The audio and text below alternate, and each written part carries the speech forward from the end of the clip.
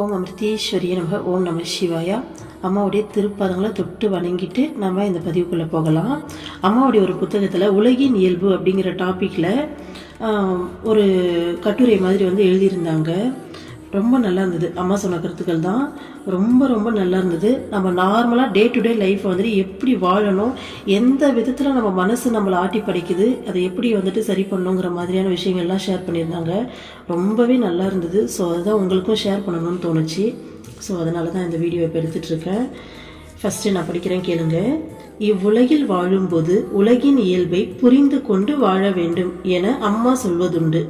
உலகில் பிறந்த உயிரினம் ஒவ்வொன்றுக்கும் அதற்கே உரிய தனி இயல்பு இருக்கிறது. ஆகவே தவளையை தவளையாகவும் யானையை யானையாகவும் காண வேண்டும் என அம்மா அறிவுறுத்துகிறார். மேலும் இன்று நாம் பல விஷயங்களை அறிந்திருந்தாலும் உலகின் உண்மையான இயல்பை மட்டும் நாம் அறியவில்லை. ஆனால் அதை புரிந்து கொண்டு செயல்பட்டால் தான் அமைதி கிடைக்கும் என்கிறார் அம்மா. பாருங்க, ஃபர்ஸ்ட் எடுத்தோடனே அம்மா என்ன சொல்றாங்க, நம்ம வாழறதே இந்த உலகத்துல தான். அப்போ இந்த உலகத்தோட இயல்பை முதல்ல புரிஞ்சுக்கணும் அப்படின்றாங்க. இந்த உலகத்துல பல உயிரினங்கள் பிறகுது, ஒவ்வொன்றுத்துக்கும் அதுக்கே உரிய தனித்தன்மை இருக்குது அப்படின்னு அம்மா சொல்றாங்க. தவளையை நம்ம தவளையா தான் பார்க்கணும், யானையை யானையா தான் பார்க்கணும். நம்ம இன்னைக்கு ஸ்கூல் போகிறோம், படிக்கிறோம், வேலைக்கு போகிறோம், எதையோ கற்றுக்குறோம் இல்லையா. நம்ம என்ன பார்த்தீங்கன்னா இந்த உலகத்தில் தான் வாழ்ந்துட்டுருக்கோம். ஆனால் இந்த உலகத்துடைய உண்மையான இயல்பு என்ன அப்படிங்கிறது நம்ம கொஞ்சமும் யோசிக்கிறதே இல்லை அப்படின்னு சொல்கிறாங்க அம்மா. ஸோ அதை நம்ம ஃபஸ்ட்டு புரிஞ்சுக்கிட்டு செயல்பட்டால் தான் நமக்கு மனசுக்கு அமைதி கிடைக்கும் அப்படின்றாங்க. உண்மை தானப்பா. இப்போது நம்ம தமிழ் படிக்கிறோம், இங்கிலீஷ் படிக்கிறோம், மேக்ஸ், சயின்ஸு, சோஷியல் சயின்ஸு எல்லாத்தையும் படிக்கிறோம். ஆனால் இந்த உலகத்தில் தான் நம்ம ஒவ்வொரு நாளும் வாழுறோம். பிறந்துலேருந்து இந்த பூமி விட்டு போகிற வரைக்கும் இந்த உடலில் இந்த உலகத்தில் நம்ம சர்வைவ் ஆக போகிறோம். அப்போது நம்ம என்னைக்காச்சும் யோசிச்சிருக்கோமா, நம்மளை சுற்றி என்ன இருக்குது, இந்த உலகம் என்ன, எப்படி இயங்கிட்டு இருக்கு, இதில் நம்ம எப்படி சர்வைவ் ஆகணும், நம்ம எப்படி இதில் நடந்துக்கணும், அது ஒரு தெளிவே இல்லாமல் ஒரு மிஷினரி லைஃப் தானே நம்ம வாழ்ந்துட்டுருக்கோம். அதே மாதிரி இங்கே இருக்க ஒவ்வொன்றுத்துக்கும் தவளை, யானை, அம்மா சொல்கிற மாதிரி இங்கே மனுஷாலங்களுக்கும் ஒவ்வொருத்தருக்கும் ஒவ்வொரு இயல்பு இருக்கும் இல்லையா. ஸோ அவங்களுடைய இயல்புல அவங்கவுங்கள நம்ம அக்செப்ட் பண்ணிக்கணும் இல்லையா. அதெல்லாம் இல்லாமல் இவங்க இப்படி பண்ணல, நமக்கு அப்படி பண்ணலன்னு சொல்லிட்டு நம்ம போராடிக்கிட்டு இருக்கோம்ல நமக்குள்ளவே. அதே மாதிரி சுற்றி இருக்க விஷயங்களே நம்ம அக்செப்ட் பண்ணிக்கிறது இல்லை. அது அப்படிதான், அதோட இயல்பு அப்படிதான், அது அப்படிதான் இருக்கும் அப்படின்னு சொல்லி நம்ம அக்செப்ட் பண்ணாதான் நம்மளால பார்த்தீங்கன்னா ரொம்ப ஈஸியான லைஃப் போகிற ஃப்ளோவில் நம்மளால் லைஃப் ரன் பண்ண முடியும். ஆனால் நம்ம அதோட இயல்பை புரிஞ்சிக்காமல் இருந்தோம்னா போராட்டம் தான் மிச்சமாகும். ஸோ அம்மா இந்த உலகத்தில் நம்ம வாழணும்னா அதோட இயல்பை ஃபஸ்ட்டு புரிஞ்சிக்கணும் அப்படின்னு சொல்கிறாங்க. அடுத்தது, மனிதனின் இயல்பு பெரும்பாலும் விசித்திரமாக இருப்பதை காணலாம். இப்போது எல்லாத்தோட இயல்பையும் புரிஞ்சுக்கணும். ஆனால் மனிதனோட இயல்பு பார்த்தீங்கன்னா ரொம்ப விசித்திரமாக இருக்கும்னு சொல்கிறாங்கம்மா. அவன் ஏன் இப்படி நடந்து கொள்கிறான் என்று சிந்தித்தாலும் அதை புரிந்து கொள்வது கடினம். பாருங்க, மனிதனுடைய இயல்பை பற்றி அம்மா சொல்ல வரும்போது சிந்திச்சா கூட நமக்கு புரிஞ்சிக்க முடியாதம்மா, ஏன் இந்த மாதிரி விசித்திரமாக நடந்துக்கிறான்னு சொல்லிட்டு. ஒவ்வொரு மனுஷனும் ஒவ்வொரு மாதிரி. ஏன்னா மனுஷனுக்கு மட்டும்தான் இந்த மனசு மனம் இயங்கும். மற்ற மிருகங்கள்லாம் போகும், சாப்பிடும், அந்த ப்ரெசன்ட் மொமெண்ட்டில் அப்படி அப்படியே இருந்துட்டு போயிடும். அந்த மெமரி எல்லாம் பெருசாக ரொம்பலாம் நம்மள மாதிரிலாம் இருக்காது. ஓகேங்களா. பட் இருக்கும், ஏதோ தேவைக்கு இருக்கும் அதுக்கு. ஆனால் நமக்கு தான் பார்த்தீங்கன்னா மனம் எந்த நேரமும் ஓடிக்கிட்டே இருக்கும். ஸோ அதுதான் இந்த வித்தியாசத்துக்கு காரணம். அடுத்தது பாருங்க, எப்போதும் தங்களுக்குள் சண்டை போடும் ஒரு தம்பதி இனி இதுபோல் சண்டை போட வேண்டாம் என தீர்மானித்தாலும் மீண்டும் அவர்களை அறியாமலே அவர்கள் பேச்சு சண்டையில் சென்று முடிவதை காண்பதுண்டு. எதிராளி மீது வழக்கு தொடுத்ததால் சொத்து முழுவதையும் இழந்தாலும் கடன் வாங்கியாவது மீண்டும் வழக்கை நடத்துபவர்களை சண்டை கண்டதில்லையா? அதுபோல் மது, போதைப்பொருள், சூதாட்டம் போன்றவற்றின் மீது வரும் விருப்பம் அழிவை தரும் என்பது தெரிந்த போதிலும் பலர் அவற்றை நாடி செல்வதை காண்பதுண்டு. சுகம் கிடைக்கும் என நினைத்து பல்வேறு பழக்கங்களுக்கு அடிமையாகின்றவர்கள் பலர். அத்தகு பழக்கங்கள் அவர்களையே அழிப்பவையாக மாறுகின்றன. புகைப்பிடித்தல், மது வருந்துதல், போதைப் பொருள்களை பயன்படுத்துதல் என இந்த பட்டியல் நீண்டு கொண்டே செல்லும். இப்போது செல்போன், டெலிவிஷன் போன்றவையும் இந்த பட்டியலில் இடம்பெற்றுள்ளன. ஆனால் இவை மட்டுமல்ல, நாம் சிந்திக்கும் விதமும் நடந்து கொள்ளும் முறையும் நமது உணர்ச்சிகளும் எல்லாம் இந்த பழக்க வழக்கங்களில் அடங்குகின்றன. நமது கோபம், சங்கடம், பயம் போன்ற உணர்ச்சிகளை நாம் அனுபவிப்பதற்கு ஏற்ப அவற்றின் மீது நம் விருப்பமும் அதிகரிக்கிறது. அதனால்தான் இது போன்ற உணர்ச்சிகள் அடங்கிய சீரியல்களை மக்கள் மீண்டும் மீண்டும் பார்க்கிறார்கள். வாழ்விலும் நமக்கு தீமை செய்யும் உணர்ச்சிகளை மீண்டும் மீண்டும் அனுபவிக்க நாம் பெரும்பாலும் தூண்டப்படுகிறோம். சரி, இது வரைக்கும் நம்ம கொஞ்சம் எக்ஸ்பிளைன் பண்ணிட்டு வந்துடலாம். பாருங்க, அம்மா வந்து மனிதனுடைய இயல்பு ரொம்ப விசித்திரமா இருக்கும், அது புரிஞ்சிக்கவே முடியாதுன்னு சொன்னாங்களா. ஸோ அதுக்கு எக்ஸாம்பிள் வந்து சொல்றாங்க, என்னெல்லாம் எப்படியெல்லாம் விசித்திரமா மனிதர்கள் இருக்காங்கன்னு சொல்லிட்டு அம்மா சொல்றாங்க. ஒரு சண்டை போடுற ஒரு கப்பல் வந்து எடுத்துக்கிட்டோம் அப்படின்னா, ஒரு பேர் எடுத்துக்கிட்டோம்னா, இனிமேல் சண்டையே போடக்கூடாதுன்னு சொல்லிட்டு, ஆமாம் நம்ம வீட்லேயே இதெல்லாம் நடக்கும் இல்லையா, இனிமேல் நம்ம சண்டையே போடக்கூடாதுன்னு சொல்லிட்டு நம்ம முடிவெடுப்போம். ஆனால் நமக்கு என்ன ஆகும், டிஃபால்ட்டாக அது ஒரு ஆட்டோமேட்டிக் மோடு மாதிரி நம்ம மைண்டில் இருக்கும், நம்மளால மாற்ற முடியாது. நம்ம கான்ஷியஸாக இருக்கும்போது சரி நம்ம இனிமேல் எல்லாத்தையும் சரி பண்ணிக்கலாம், நம்ம சண்டை போடக்கூடாதுன்னு நினைப்போம். பட் அந்த சுச்சுவேஷன் வரும்போது நம்ம மைண்ட் என்ன ஆகும்னா ஆட்டோமேட்டிக் மோடுக்கு போயிடும், இந்த கான்ஷியஸ்னஸில் இருக்காது. ஸோ அது ஆஸ் யூஷுவலாக சண்டை போட ஆரம்பிச்சிடும் இல்லைங்களா.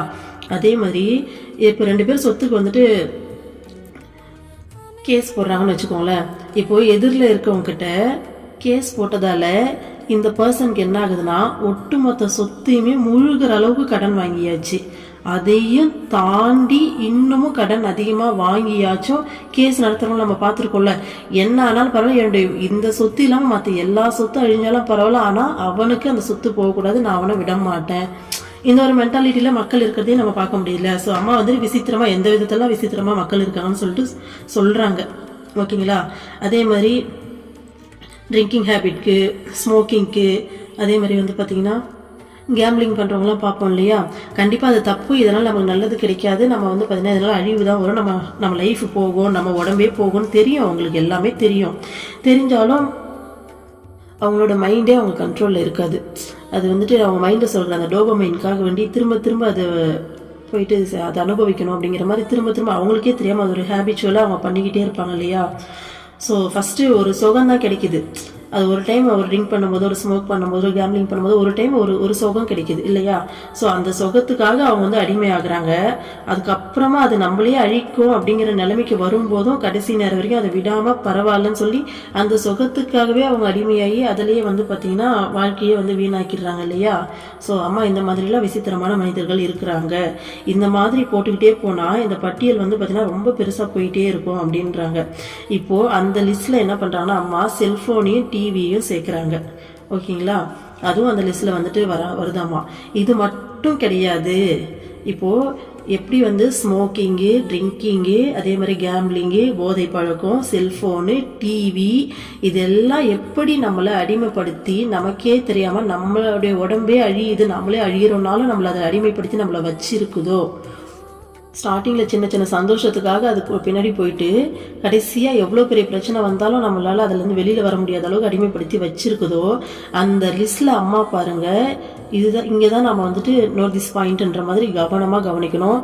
நம்ம சிந்திக்கிற விதமும் நடந்து கொள்கிற முறையும் நம்மளுடைய உணர்ச்சிகளும் இதே மாதிரி ஒரு ஹேபிச்சுவலாக நம்மக்கிட்ட இருக்குது அப்படின்றாங்க அம்மா.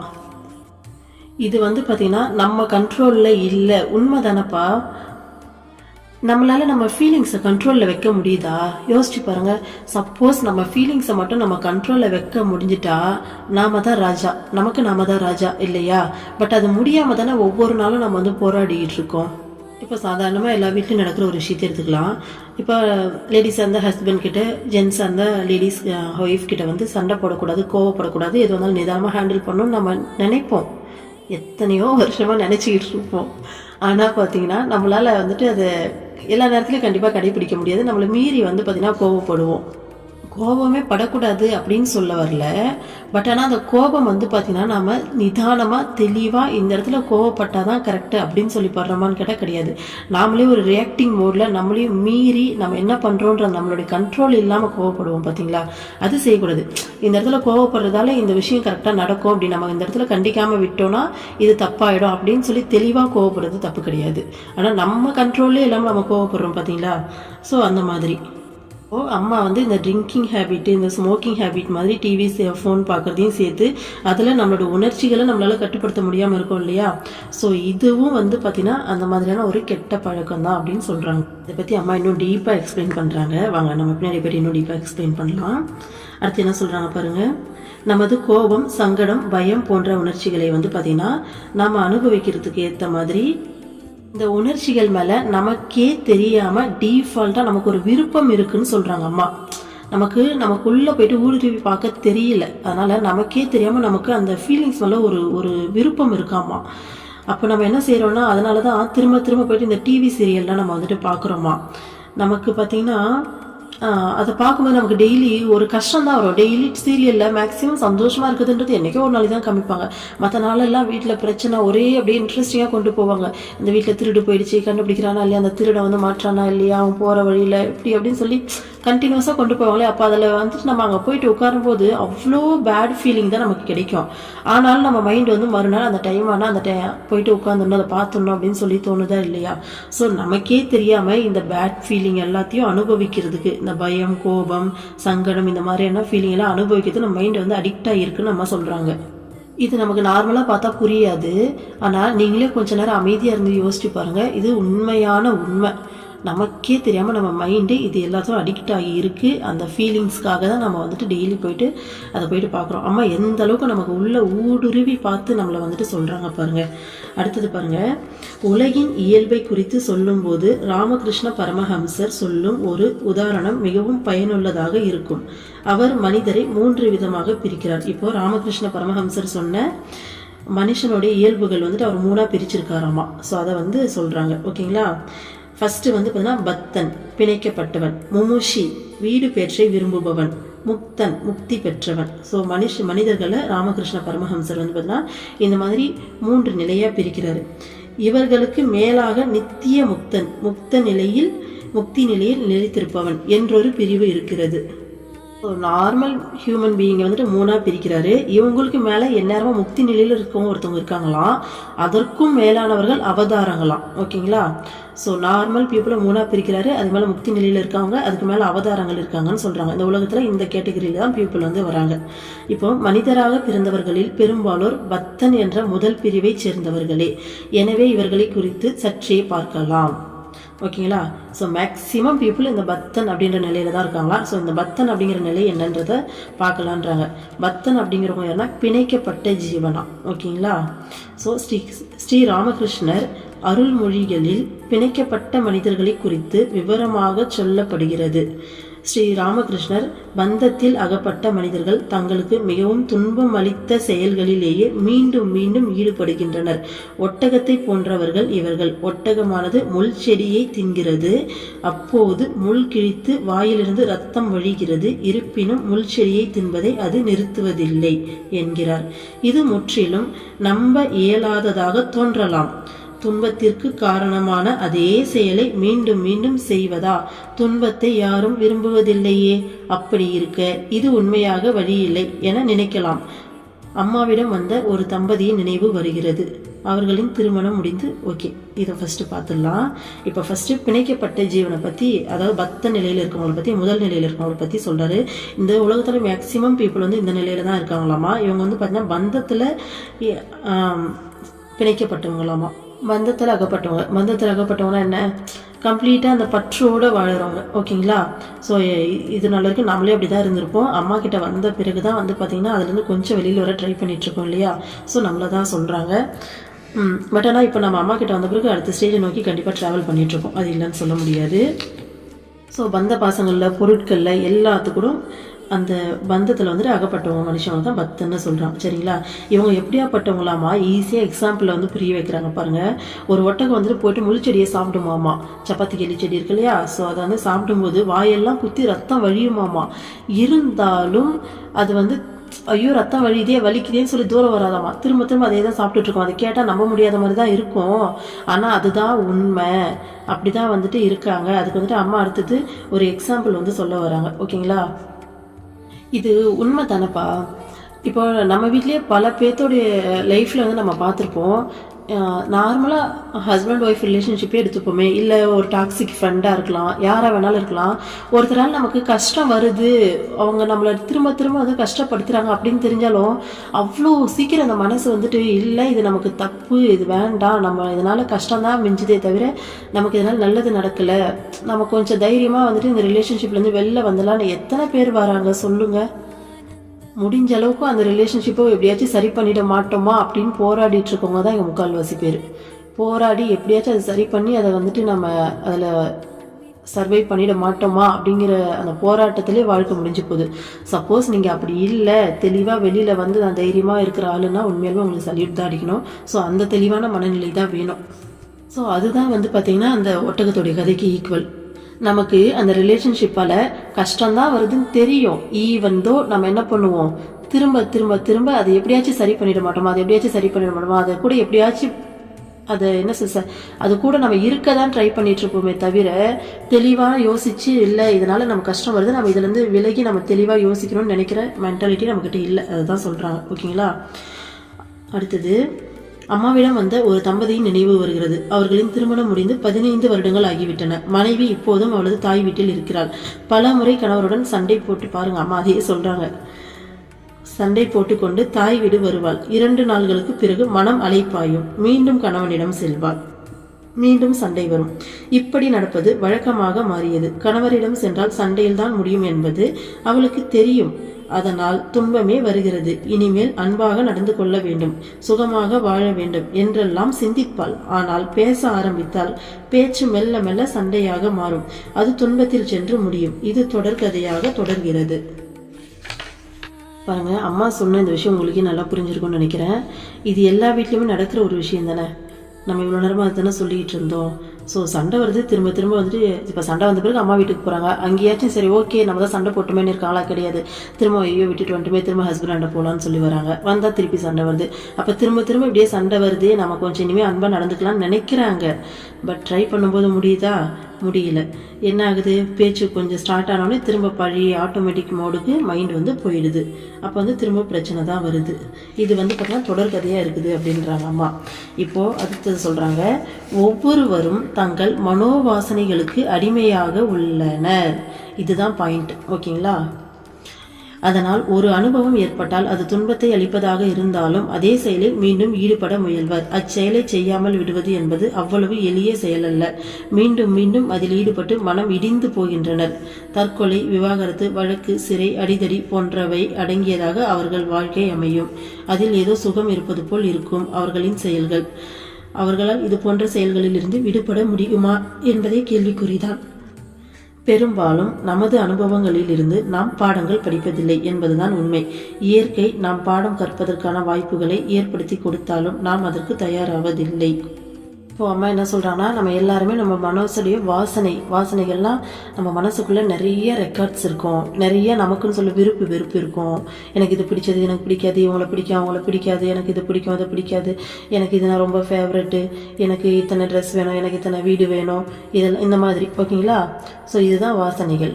இதை வந்து பார்த்திங்கன்னா நிறைய இந்த வாசனைகளுக்கு நாம் அடிமையாகி போயிருக்கோமா. ஒரு அனுபவம் ஏற்பட்டுச்சுன்னா அது வந்துட்டு ரொம்ப துன்பத்தை கொடுக்குதுன்னா அதுலேருந்து நம்ம திருப்பி வெளியில் வரணும் அப்படின்னு சொல்லிட்டு நம்ம முயலணும். ஆனால் அதை பண்ணுறதே கிடையாது. திரும்ப திரும்ப திரும்ப என்ன பண்ணுறோம், அதே தான் செஞ்சுக்கிட்டு இருக்கோம். ஸோ இதனால் லைஃப்பில் பிரச்சனைகள் மட்டும்தான் மிஞ்சுது. இதுலேருந்து வெளியில் வர முடியுமா அப்படிங்கிறது ஒரு கேள்விக்குறி தான் அப்படின்றாங்க அம்மா. இப்போது இதை ஒரு எக்ஸாம்பிளோட பார்க்கலாமா. நல்லா உங்கள் லைஃப்பில் ஏதோ ஒரு சில பர்சன்ஸ் இருக்காங்கன்னு வச்சுக்கோங்க. அவங்களால நீங்கள் லைஃப்பில் நிறைய கஷ்டப்பட்டுருக்கீங்க. இந்த மனோவாசனைகள் சொல்கிறாங்க இல்லையா. ஸோ அதுக்கு நான் எக்ஸாம்பிள் சொல்கிறேன். இப்போ வீட்டில் ஹஸ்பண்ட் ஒய்ஃப் பிரச்சனை நமக்கே புரியுது, திரும்ப திரும்ப இதுதான் பண்ணுறோன்னு. இந்த மனோவாசனைகளுக்கு எக்ஸாம்பிள் சொல்கிறேன்.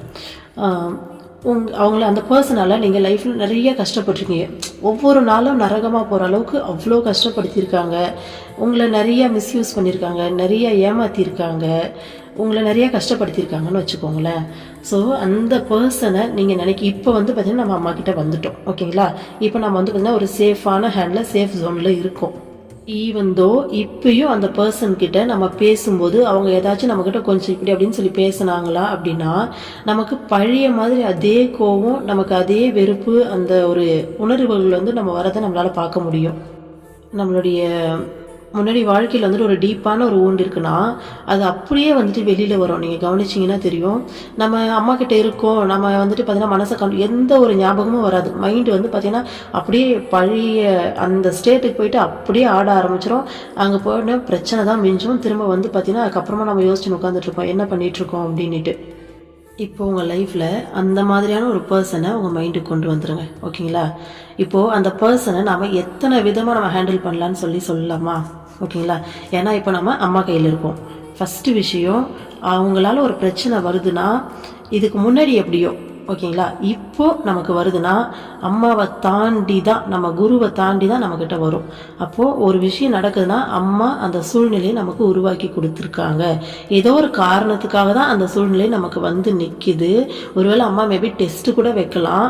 ஸோ அதை வந்து பார்த்திங்கன்னா நம்ம கவனமாக ஹேண்டில் பண்ணோம். அப்படி ஹேண்டில் பண்ண முடியலையா, முழுமையாக அம்மா காலில் தொப்புனது சரணாகதி மனப்பான்மை, முழு சரணாகதி. எனக்கு தெரியல இந்த மாதிரி வந்து நிற்கிது. இந்த மாதிரி சூழ்நிலைகள் நம்ம எப்படி ப்ரே பண்ணலான்னா, எனக்கு அது எல்லாமே நம்மளுடைய கர்மா தான், பழைய கர்மா. ஓகேங்களா. ஸோ எந்த ஒரு விஷயமே இந்த உலகத்தில் ரீசன் இல்லாமல் நடக்கிறதே கிடையாது. ஒரு பர்சன் நம்மக்கிட்ட அந்த மாதிரிலாம் நடக்கிறாங்க, நமக்கு இந்த மாதிரி சுச்சுவேஷன்ஸ்லாம் வருதுன்னா நம்ம லைஃப்பில் அந்த சுச்சுவேஷனை நம்ம புத்திசாலித்தனமாக ஹேண்டில் பண்ணி அதை அக்செப்ட் பண்ணி கடவுள்கிட்ட சரண்டரன்ஸ் பண்ணி நம்ம அதிலேருந்து வெளியில் வர வரைக்கும் இது உங்களுக்கு லூப்பில் அடிக்கும். இந்த சுச்சுவேஷன் வந்து பார்த்திங்கன்னா திரும்ப திரும்ப திரும்ப திரும்ப வந்துக்கிட்டே இருக்கும். நீங்கள் கவனிச்சிருக்கலாம் உங்கள் லைஃப்பில் ஒரே சுச்சுவேஷன் திரும்ப திரும்ப திரும்ப வந்து நிற்கும். ஸோ இந்த மாதிரி சமயத்தில் கண்டிப்பாக அம்மாவை மீறி தான் இந்த சுச்சுவேஷன் நமக்கு வந்திருக்கு. அப்போ அம்மா கிட்ட என்ன ப்ரே பண்ணலாம், அம்மா என்னுடைய கர்ம வினை என் கண்ணு முன்னாடி வந்து நிற்கிது, எனக்கு தெரியல எந்த ஜென்மத்தில் தெரிஞ்சோ தெரியாமல் என்ன பண்ணணும் தெரியல, ஆனால் என் கண்ணு முன்னாடி இப்போ வந்து நிற்கிது, என்னை காப்பாற்று, எனக்கு தெரியலன்னு சொல்லி சரண்டர் ஆகலாம். ஓகேங்களா. அப்படி இல்லாட்டி நம்ம அக்செப்ட் பண்ணிக்கலாம், ஏதோ ஒரு ஜென்மத்தில் ஏதோ ஒரு கர்மா பண்ணியிருக்கோம், ஸோ அதுக்காக தான் இது நடக்குது, அம்மா அதனால தான் இதை அலோவ் பண்ணியிருக்காங்க அப்படிங்கிற மாதிரி அக்செப்டன்ஸ் மைண்ட் செட்டில் போகணும். அப்படின்னாலும் முடிஞ்சு போச்சு. ஓகேங்களா. அப்படியும் இல்லாட்டி இதை இன்னொரு பார்வையிலையும் பார்க்கலாம். இப்போ நாம் அம்மா கிட்ட இருக்கோம். ஓகேங்களா. அவங்க எல்லாரும் அறியாமையில் இருக்காங்க. நம்ம செய்கிறது தப்பு அப்படிங்கிற அந்த அறியாமை, அந்த ஒரு அறிவு கூட அவங்களுக்கு இல்லை. அந்த அளவுக்கு அறியாமை அப்படிங்கிற இருளில் மூழ்கி போயிருக்காங்க. இப்படியெல்லாம் நம்ம ஏமாற்றி மற்றவங்கள ஃபுல் பண்ணி மற்றவங்கள ஏமாற்றி நம்ம சாதிச்சிட்டோம்னா நம்ம ஜெயிச்சிட்டோம், இந்த உலகத்தில் நம்ம வந்து வின் பண்ணிட்டோம், நம்ம தான் வந்து பார்த்திங்கன்னா புத்திசாலி அப்படின்னு நினச்சிக்கிறாங்க, நம்ம தான் திறமைன்னு நினச்சிக்கிறாங்க. அது எவ்வளோ பெரிய முட்டாள்தனம் இல்லை. அப்போது அது கூட தெரியாத அளவுக்கான அந்த அளவுக்கு அறியாமையில் இருக்காங்க. அவங்க செய்கிற ஒவ்வொரு செயலுக்கும் அவங்களுக்கும் பனிஷ்மெண்ட்டு பின்னாடி 100% இருக்குது இல்லையா. ஸோ இது எல்லாத்துக்கும் அவங்களும் அனுபவிக்க தான் போகிறாங்க.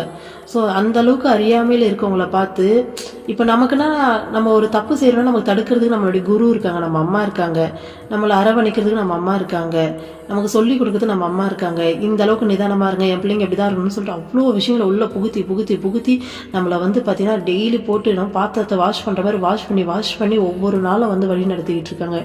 அந்த மாதிரி ஒருத்தர் அவங்களுக்கும் இருந்தால் அவங்க இந்த தப்பை செய்ய மாட்டாங்கல்ல. ஸோ அப்படி அந்த இருள்லேருந்து தூக்கிறதுக்கு கூட ஆள் இல்லாமல் தானே அவங்க வந்து அதில் வந்து உழண்டுட்ருக்காங்க. ஸோ இப்படியும் அதை பார்க்கலாமா. அடுத்தது பார்த்திங்கன்னா நல்ல திறமைசாலியாக இருந்தால் அந்த சுச்சுவேஷனை ஹேண்டில் பண்ணலாம். ஓகேங்களா. ஏன்னா எல்லா சுச்சுவேஷன்ஸ்லேயும் அமைதியாகவே போக முடியாது. ஒரு சில இடத்துல வந்து நம்ம அந்த இடத்துல பேசி ஆகணும் அப்படிங்கிற மாதிரியான சுச்சுவேஷன்ஸும் வந்து நிற்கும். அப்போ வந்து என்ன பண்ணால் நான் எமோஷன் ஆகாமல் ரியாக்ட் ஆகாமல் நல்ல தெளிவான மனநிலையில் இருந்து அவங்க நல்லா அமைதியாக ஹேண்டில் பண்ணணும். மனசுக்குள்ளே கொஞ்சம் கூட அந்த ஷேக்கிங்கே இருக்கக்கூடாது. மனசு அப்படி நிசப்தமாக தெளிவாக இருக்கணும். அவங்க என்ன செய்கிறாங்க, இதுக்கு நம்ம என்ன செஞ்சால் இந்த சுச்சுவேஷன் கரெக்டாக நம்ம இதை வந்துட்டு ஹேண்டில் பண்ண முடியும் அப்படின்னு சொல்லி யோசித்து அந்த சுச்சுவேஷனை ஹேண்டில் பண்ணிட்டு போகணும். ஸோ இத்தனை விதத்தில் நம்மளுடைய இந்த ஆல்ரெடி நம்ம லைஃப்பில் நடந்த அந்த காயங்கள் ஏற்படுத்தின அந்த பர்சன்ஸை நம்ம இத்தனை விதத்தில் ஹேண்டில் பண்ணலாமா. ஆனால் நம்ம இது எதையுமே பண்ண மாட்டோம். அந்த மனோ வாசனை அப்படிங்கிறதுல சிக்கி திரும்பவும் பழைய மாதிரியே வந்து பார்த்திங்கன்னா நம்ம வந்து பார்த்திங்கன்னா கஷ்டப்பட்டுக்கிட்டு அந்த எமோஷன் ஆகிட்டு அவங்கக்கிட்ட போயிட்டு இப்போ அம்மா கிட்ட இருந்தாலும் மேபி நம்ம அவங்ககிட்ட ரியாக்ஷன் காமிக்காமல் அமைதியாக கூட வந்துடலாம். ஆனால் நம்ம மனசுக்குள்ளே ஒரு போராட்டம் நடக்கும் பாருங்கள். அவங்க என்னை இப்படி பண்ணாங்க அப்படி பண்ணாங்க, இன்னமும் அவங்க இப்படியே தான் இருக்காங்க, திருந்தலை, என்னை இப்படி கஷ்டப்படுத்திக்கிட்டு இருக்காங்க அப்படின்னு சொல்லிட்டு 1008 போராட்டம் நம்ம மனசுக்குள்ளே நடக்கும் இல்லையா. ஸோ அதுதான் அந்த மனோவாசனை. உண்மையாலுமே நமக்கு அந்த மனோவாசனைகள்லாம் இல்லைன்னா நம்மளுடைய கவனம் இறைவனை தவிர வேறு எங்கேயுமே போகாது. இதுதான் உண்மை. ஸோ அந்த வாசனைகள் தான் வந்து பார்த்திங்கன்னா எண்ணங்களாக வருது அப்பப்போ. அதனால தான் வந்து பார்த்திங்கன்னா நமக்கு அடிக்கடி நம்ம இறைவனை விட்டு பிரிஞ்சு நம்ம வெளியில் போயிட்டு உள்ளே வந்துட்டுருக்கோம். வாசனைகளற்ற மனம் வந்து பார்த்திங்கன்னா அந்த ஆழ்ந்த அமைதி மட்டும்தான் அங்கே இருக்கும். ஆழ்ந்த அமைதி, அதுதான் பேரானந்த நிலை. அது தவிர அங்கே வேறு எதுவுமே இருக்காது. ஸோ நம்ம மனசுக்குள்ளே இருக்க வாசனைகள் தான் வந்து பார்த்திங்கன்னா நம்மளுடைய இந்த டெய்லி துன்பத்துக்கு, இறைவனை விட்டு இருக்கிற அந்த மிஸ்ஸிங் ஃபீலுக்கு எல்லாத்துக்கும் அதுதான் காரணம். இறைவனை நெருங்க முடியாமல் இருக்கிறதுக்கும் அதுதான் காரணம். இந்த மனசு அவங்கள பார்க்குறோமோ இல்லையோ நமக்குள்ளே பார்த்தீங்கன்னா அடிக்கடி போராட்டத்தை நடத்திட்டு இருக்கோம். டெய்லி இல்லை அப்படின்னாலும் ஏதோ ஒரு சுச்சுவேஷனில் அவங்கள பற்றி பேசும்போது இல்லை அவங்கள மீட் பண்ண வரும்போது நம்ம மனசுக்குள்ளே வந்து போராட்டம் ஆரம்பிச்சிடும். எல்லாம் அப்படியே அவங்க உன்னை அன்னைக்கு என்ன பண்ணாங்க தெரியுமா அப்படின்னு சொல்லி ஆரம்பிச்சு அப்படியே பார்த்தீங்கன்னா குவியலாக எண்ணங்கள் வர ஆரம்பிச்சிடும். நம்மளால கண்ட்ரோல் பண்ண முடியாமல் நம்ம வந்து பார்த்தீங்கன்னா நாம் வந்து சேடாக போயிடுவோம். அந்த ஒரு சோகமான மனநிலைக்கு நம்மளையே தள்ளி விட்டுரும் இல்லையா? ஸோ அந்த மாதிரி சுச்சுவேஷன்ஸில் நம்ம ரொம்ப கான்ஷியஸாக இருக்கணும். இந்த உலகமே ஒரு மாயைப்பா, உலகமே ஒரு மாயை தானே, கடவுள் கிரியேட் பண்ணி வச்சுக்க மாயை. இந்த மாயையிலேருந்து வெளில வந்தால் தான் நம்ம கடவுளை நோக்கி பயணப்பட முடியும். ஸோ இது எல்லாமே நம்ம மனசு நமக்கு சொல்லுது. ஏன்னா அந்த விஷயம் எப்பயோ முடிஞ்சு போச்சு. இப்போ நாம கடவுள் கையில் இருக்கோம். நம்மளை காப்பாற்றுறதுக்கு கடவுள் இருக்காரு. கடவுளை மீறி, கடவுளோட பெரிய சக்தி இங்கே யாருன்னா இருக்காங்களா? ஸோ கடவுளை மீறி அவரை தாண்டி அவங்களால நம்மக்கிட்ட வந்துட முடியுமா? முடியவே முடியாது இல்லையா? ஸோ இந்த நம்பிக்கை நமக்குள்ள ஸ்ட்ராங்காக இருந்தால் அந்த இடத்துல கடவுள் வருவார், நமக்கு நிஜமாக வருவார். நம்ம நம்பாமல் இருக்கும்போதே எங்கேயும் விடாமல் நம்மளை அங்கங்கே வந்து பிடிச்சி காப்பாற்றிக்கிட்டு தான் இருக்காரு, அது வேறு விஷயம். ஆனால் இருந்தாலும் இந்த மாதிரி ஸ்ட்ராங்காக நம்பும்போது உங்களை சுத்தமாகவே விடவே மாட்டார், வேறு லெவலில் வந்து நிற்பாராங்க. ஸோ இந்த நம்பிக்கையை நம்பிக்கையை வளர்க்கணும், இல்லாட்டி சரணாகதி மனப்பான்மையை வளர்க்கணும். ஏன்னா இந்த விஷயம் எப்பயோ நடந்து முடிஞ்ச விஷயம். இந்த விஷயத்தை பற்றி மைண்டு ஏன் இப்போ இத்தனை எண்ணங்களை கொண்டு வருது? இது வந்து மைண்டு ப்ளே பண்ணுற ஒரு கேமு. மைண்டு வந்து நம்ம மனசு வந்து நம்மளை ஏமாத்துது, மாயைக்குள்ளே வந்து நம்மளை மூழ்கடிக்க பார்க்குது. இது உண்மை கிடையாது. ஏன்னா அம்மாவே சொல்கிறாங்க, பழைய ஃபீலிங்ஸ் எல்லாமே செத்து போன சவம் அப்படின்றாங்க அம்மா. அதை எடுக்காது, அதை தோண்டாத, வேஸ்ட்டுன்றாங்க. ஆனால் நம்ம மைண்டில் இருக்க அந்த விஷயங்கள்லாம் வெளியில் வரும்போது என்ன பண்ணலாம், நம்ம மைண்டை நம்ம கவனிக்கணும். என்ன சொல்லுது, என்ன பண்ணுது, அது பின்னாடி நம்ம ஓடிடக்கூடாது. ஆமாம், அவங்க அன்னைக்கு நம்மளை இப்படி பண்ணாங்கல்ல, நம்மளை இப்படி கஷ்டப்படுத்தினாங்களே, நம்மளை இப்படியெல்லாம் பண்ணிட்டாங்களே அப்படின்னு சொல்லி ஓடக்கூடாது. அந்த டைமில் கவனிக்கணும், உங்கள் மைண்ட் என்ன பேசுது அப்படிங்கிறத நீங்கள் நல்லா ஒத்து கவனிக்கணும். கவனிக்கும் போது பார்த்தீங்கன்னா உங்களுக்கு புரியும் என்னெல்லாம் அந்த ஒரு கவனத்துக்கு வந்துட்டாலே மைண்டு கொஞ்சம் கொஞ்சமாக அடங்க ஆரம்பிச்சிடும். அப்படி பேசும்போது நீங்கள் சொல்லணும், ஆமாம் பண்ணாங்க, என்ன இப்போ, ஆமாம் அன்றைக்கி அப்படி பண்ணாங்க, அது வந்து பார்த்தீங்கன்னா என்னுடைய பழைய கர்மாவாக கூட இருக்கலாம். பட் அந்த சுச்சுவேஷன்லாம் தாண்டி வந்ததாக தான் இன்றைக்கி நான் இறைவனை நோக்கி வந்திருக்கேன். அவங்களாம் என்னை அப்படி பண்ணலினா நான் இறைவனை நோக்கி, அப்போ இறைவன் தான் அந்த சுச்சுவேஷன்ஸ், அந்த பர்சன்ஸை க்ரியேட் பண்ணி அவரை நோக்கி என்னை தள்ளி இருக்காரு. அதுக்காக தான் இந்த விஷயங்கள்லாம் நடந்திருக்கு. பட் இப்போ நான் இறைவன் கையில் இருக்கேன். யாரும் என்னை, அவரை தாண்டி என்னை வந்து பார்த்திங்கன்னா யாரும் எதுவும் பண்ண முடியாது. எல்லார் வழியாகவும் அவங்கள ஆக்டிவேட் பண்ணி செயல்பட வைக்கிறதே இறைவன் தானே. அப்போ இறைவனுடைய செயல் தவிர இங்கே வேறு எதுவுமே கிடையாது இல்லையா? ஸோ நான் சேஃப் ஹேண்டில் இருக்கேன். நான் அதை பற்றி யோசிக்க வேண்டிய அவசியம் இல்லையே. என்னை ஒவ்வொரு செகண்டும் டேக் கேர் பண்ணி பார்த்துக்கிற என்னோட இறைவனை விட்டுட்டு அவங்கள பற்றி யோசிக்க வேண்டிய அவசியம் என்ன இருக்குது? இந்த மாதிரி பல கேள்விகள் நம்ம மைண்டை பார்த்து நம்மளே கேட்கும்போது மைண்டு கொஞ்சம் கொஞ்சமாக அடங்கி வெளியில் வர ஆரம்பிச்சிடும். அப்படியே இல்லாட்டி ரொம்ப வந்துட்டு எல்லாருக்கும் நிறைய பேர் இதை நல்ல ஒரு மெச்சூரிட்டி லெவல்லே இருப்பீங்க. சப்போஸ் இந்த ஸ்ட்ரகிளில் இருக்கீங்கன்னா அவங்களுக்கு யூஸ் ஆகுன்றதுக்காக தான் இந்த விஷயங்கள்லாம் சொல்கிறேன், ஓகேங்களா? அதையும் தாண்டி மைண்ட் வந்து கொஞ்சம் கூட அடங்காமல், அம்மா வந்துட்டு வாசனையெல்லாம் வெளியே எடுப்பாங்க ஒரு சில டைமில், ஓகேங்களா? ஒரு சில டைம்ல எல்லாம் கொஞ்சம் ஒரு லெவலுக்கு மேலே வரும்போது உனக்கு உங்கள் மனசுக்குள்ளே புதைஞ்சிருக்க விஷயம் எல்லாத்தையும் தூக்கி குப்பை மாதிரி வெளில போடுவாங்க பாருன்னு சொல்லிட்டு. அப்போ அந்த மாதிரி டைமில் நம்மளால் ஒன்றுமே பண்ண முடியாது. மைண்டு ஆடுன்னு ஆடும். அப்போ என்ன பண்ணா, அம்மா காலில் போய் விழுதணும், அம்மா இங்கே பாரு, எனக்கு தெரியும் இப்போது அந்த பர்சன் மேலே ஃபீலிங் மொத்தத்தையும் என்ன வேணால் பேசு, கடவுள்கிட்ட என்ன வேணாலும் பேசலாம், தப்பே கிடையாது. கடவுள் கோச்சிக்கவே மாட்டார். அவங்க என்ன இப்படி பண்ணாங்க தெரியுமா, அப்படி பண்ணாங்க தெரியுமா, உங்கள் மனசு பேசுது பார்த்தீங்களா, அத்தனைத்தையும் போயிட்டு அம்மா ஃபோட்டோ முன்னாடி உட்காந்து பேசி தீர்த்திங்கன்னா சத்தியமாக சொல்கிறேன், அதுக்கப்புறம் உங்கள் மனசை அம்மா ஹேண்டில் பண்ணுவாங்க, ஹேண்டில் பண்ண சொல்லி தருவாங்க. அந்த விஷயங்கள்லேருந்து உங்களை வெளில எடுத்தே தீருவாங்க. அதுக்காக தான் அந்த விஷயம் நடக்குது. இதெல்லாம் வந்து பார்த்திங்கன்னா அனுபவபூர்வமான விஷயங்களை தான் நான் சொல்லிகிட்ருக்கேன், ஓகேங்களா? கர்மா அப்படிங்கிறது என்ன அப்படின்னா, இந்த ரெக்கார்டிங்ஸ் நம்ம மனசுக்குள்ள ரெக்கார்ட் இருக்குது பார்த்தீங்களா, இது எல்லாம் தான் கர்மா. எப்போ ஒன்ஸ் வந்து நம்ம இந்த ரெக்கார்டிங் எல்லாமே, ஒரு ரெக்கார்டிங் கூட என் மனசுக்குள்ள இல்லை அப்படின்னு சொல்லிட்டு எப்போ நம்ம மனசு காலி ஆகுதோ அப்போ வந்து பார்த்தீங்கன்னா நம்ம முக்தி அடைஞ்சிருவோம். எந்த ஒரு மனுஷனுக்கு மனசுக்குள்ள இந்த ரெக்கார்ட்லாம் எதுவுமே இல்லையோ அவனுக்கு வந்து பார்த்தீங்கன்னா ஜீரோ கர்மாவே கிடையாது அவங்களுக்கு. ஆனால் இந்த ரெக்கார்டிங்கை கிளியர் பண்ணுறது அப்படிங்கிறது அவ்வளோ ஈஸியான விஷயம் இல்லை. அதுக்கு இருக்கிறதுலே ஈஸியான த சிம்பிளஸ்ட் வே, தி ஷார்ட்டஸ்ட் வே என்னன்னா, நம்ம குருக்கிட்ட சரணாகதி மனப்பான்மை சரணாகதி அடையிறது தான். குரு கிட்ட நம்மளை நாம் முழுமையாக ஒப்படைக்கும் போது இந்த மாதிரி ஃபீலிங்ஸ் வரும்போது நம்ம என்ன செய்வோம், நம்ம அம்மா கிட்டேயே போயிட்டு உட்காந்து, அம்மா இங்கே பாரு எனக்கு இப்படியெல்லாம் இந்த ஃபீலிங்ஸ் எல்லாம் வருது. அந்த ஃபீலில் நம்ம வந்து பார்த்தீங்கன்னா ஒரு சில டைமில் ரொம்ப டெம்ப்டாக, ரொம்ப இப்படி அந்த என்ன சொல்கிறது, அன்னைக்கு என்ன அனுபவிச்சோமோ அதே உணர்வில் நம்ம மைண்ட் இருக்கும். அந்த மாதிரி டைமில் என்ன பண்ணணும்னா அம்மா கிட்ட ஓடி போயிட்டு உட்காந்துடணும். தனியாக இருந்தால் ரொம்ப நல்லது.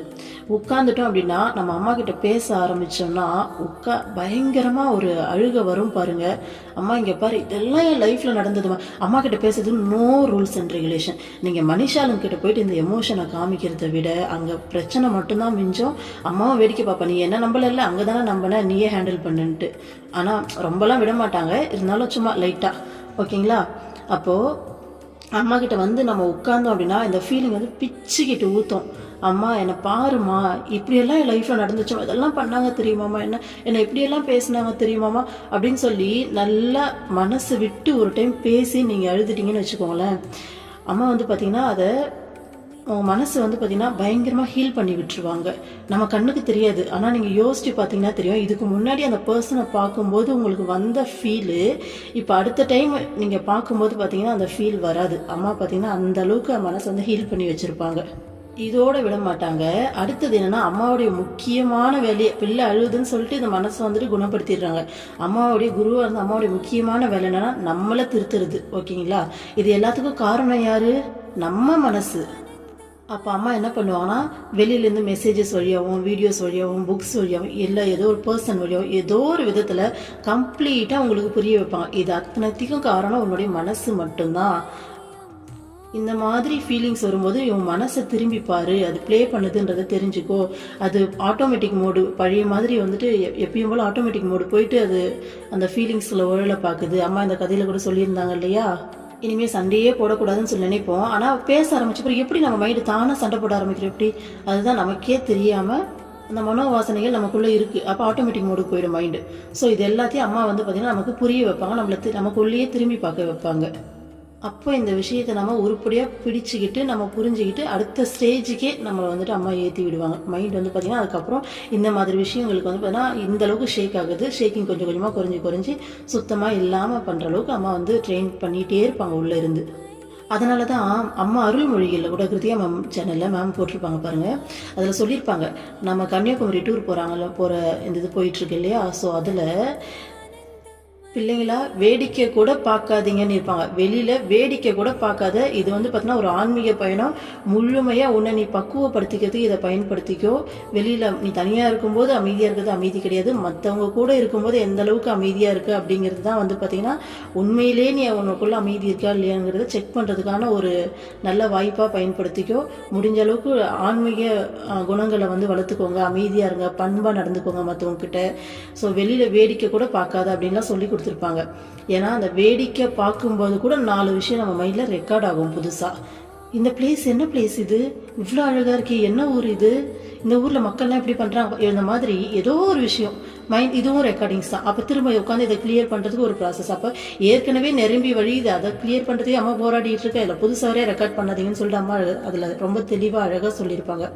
ஞானிகள்லாம் பார்த்தீங்கன்னா எந்த ஒரு விஷயமே உங்களுக்கு மைண்டில் ரெக்கார்ட் ஆகாது. ஓகேங்களா? அந்தந்த செகண்டில் ப்ரெசன்ட் மூமெண்ட்டில் வாழ்ந்துட்டு போவாங்க.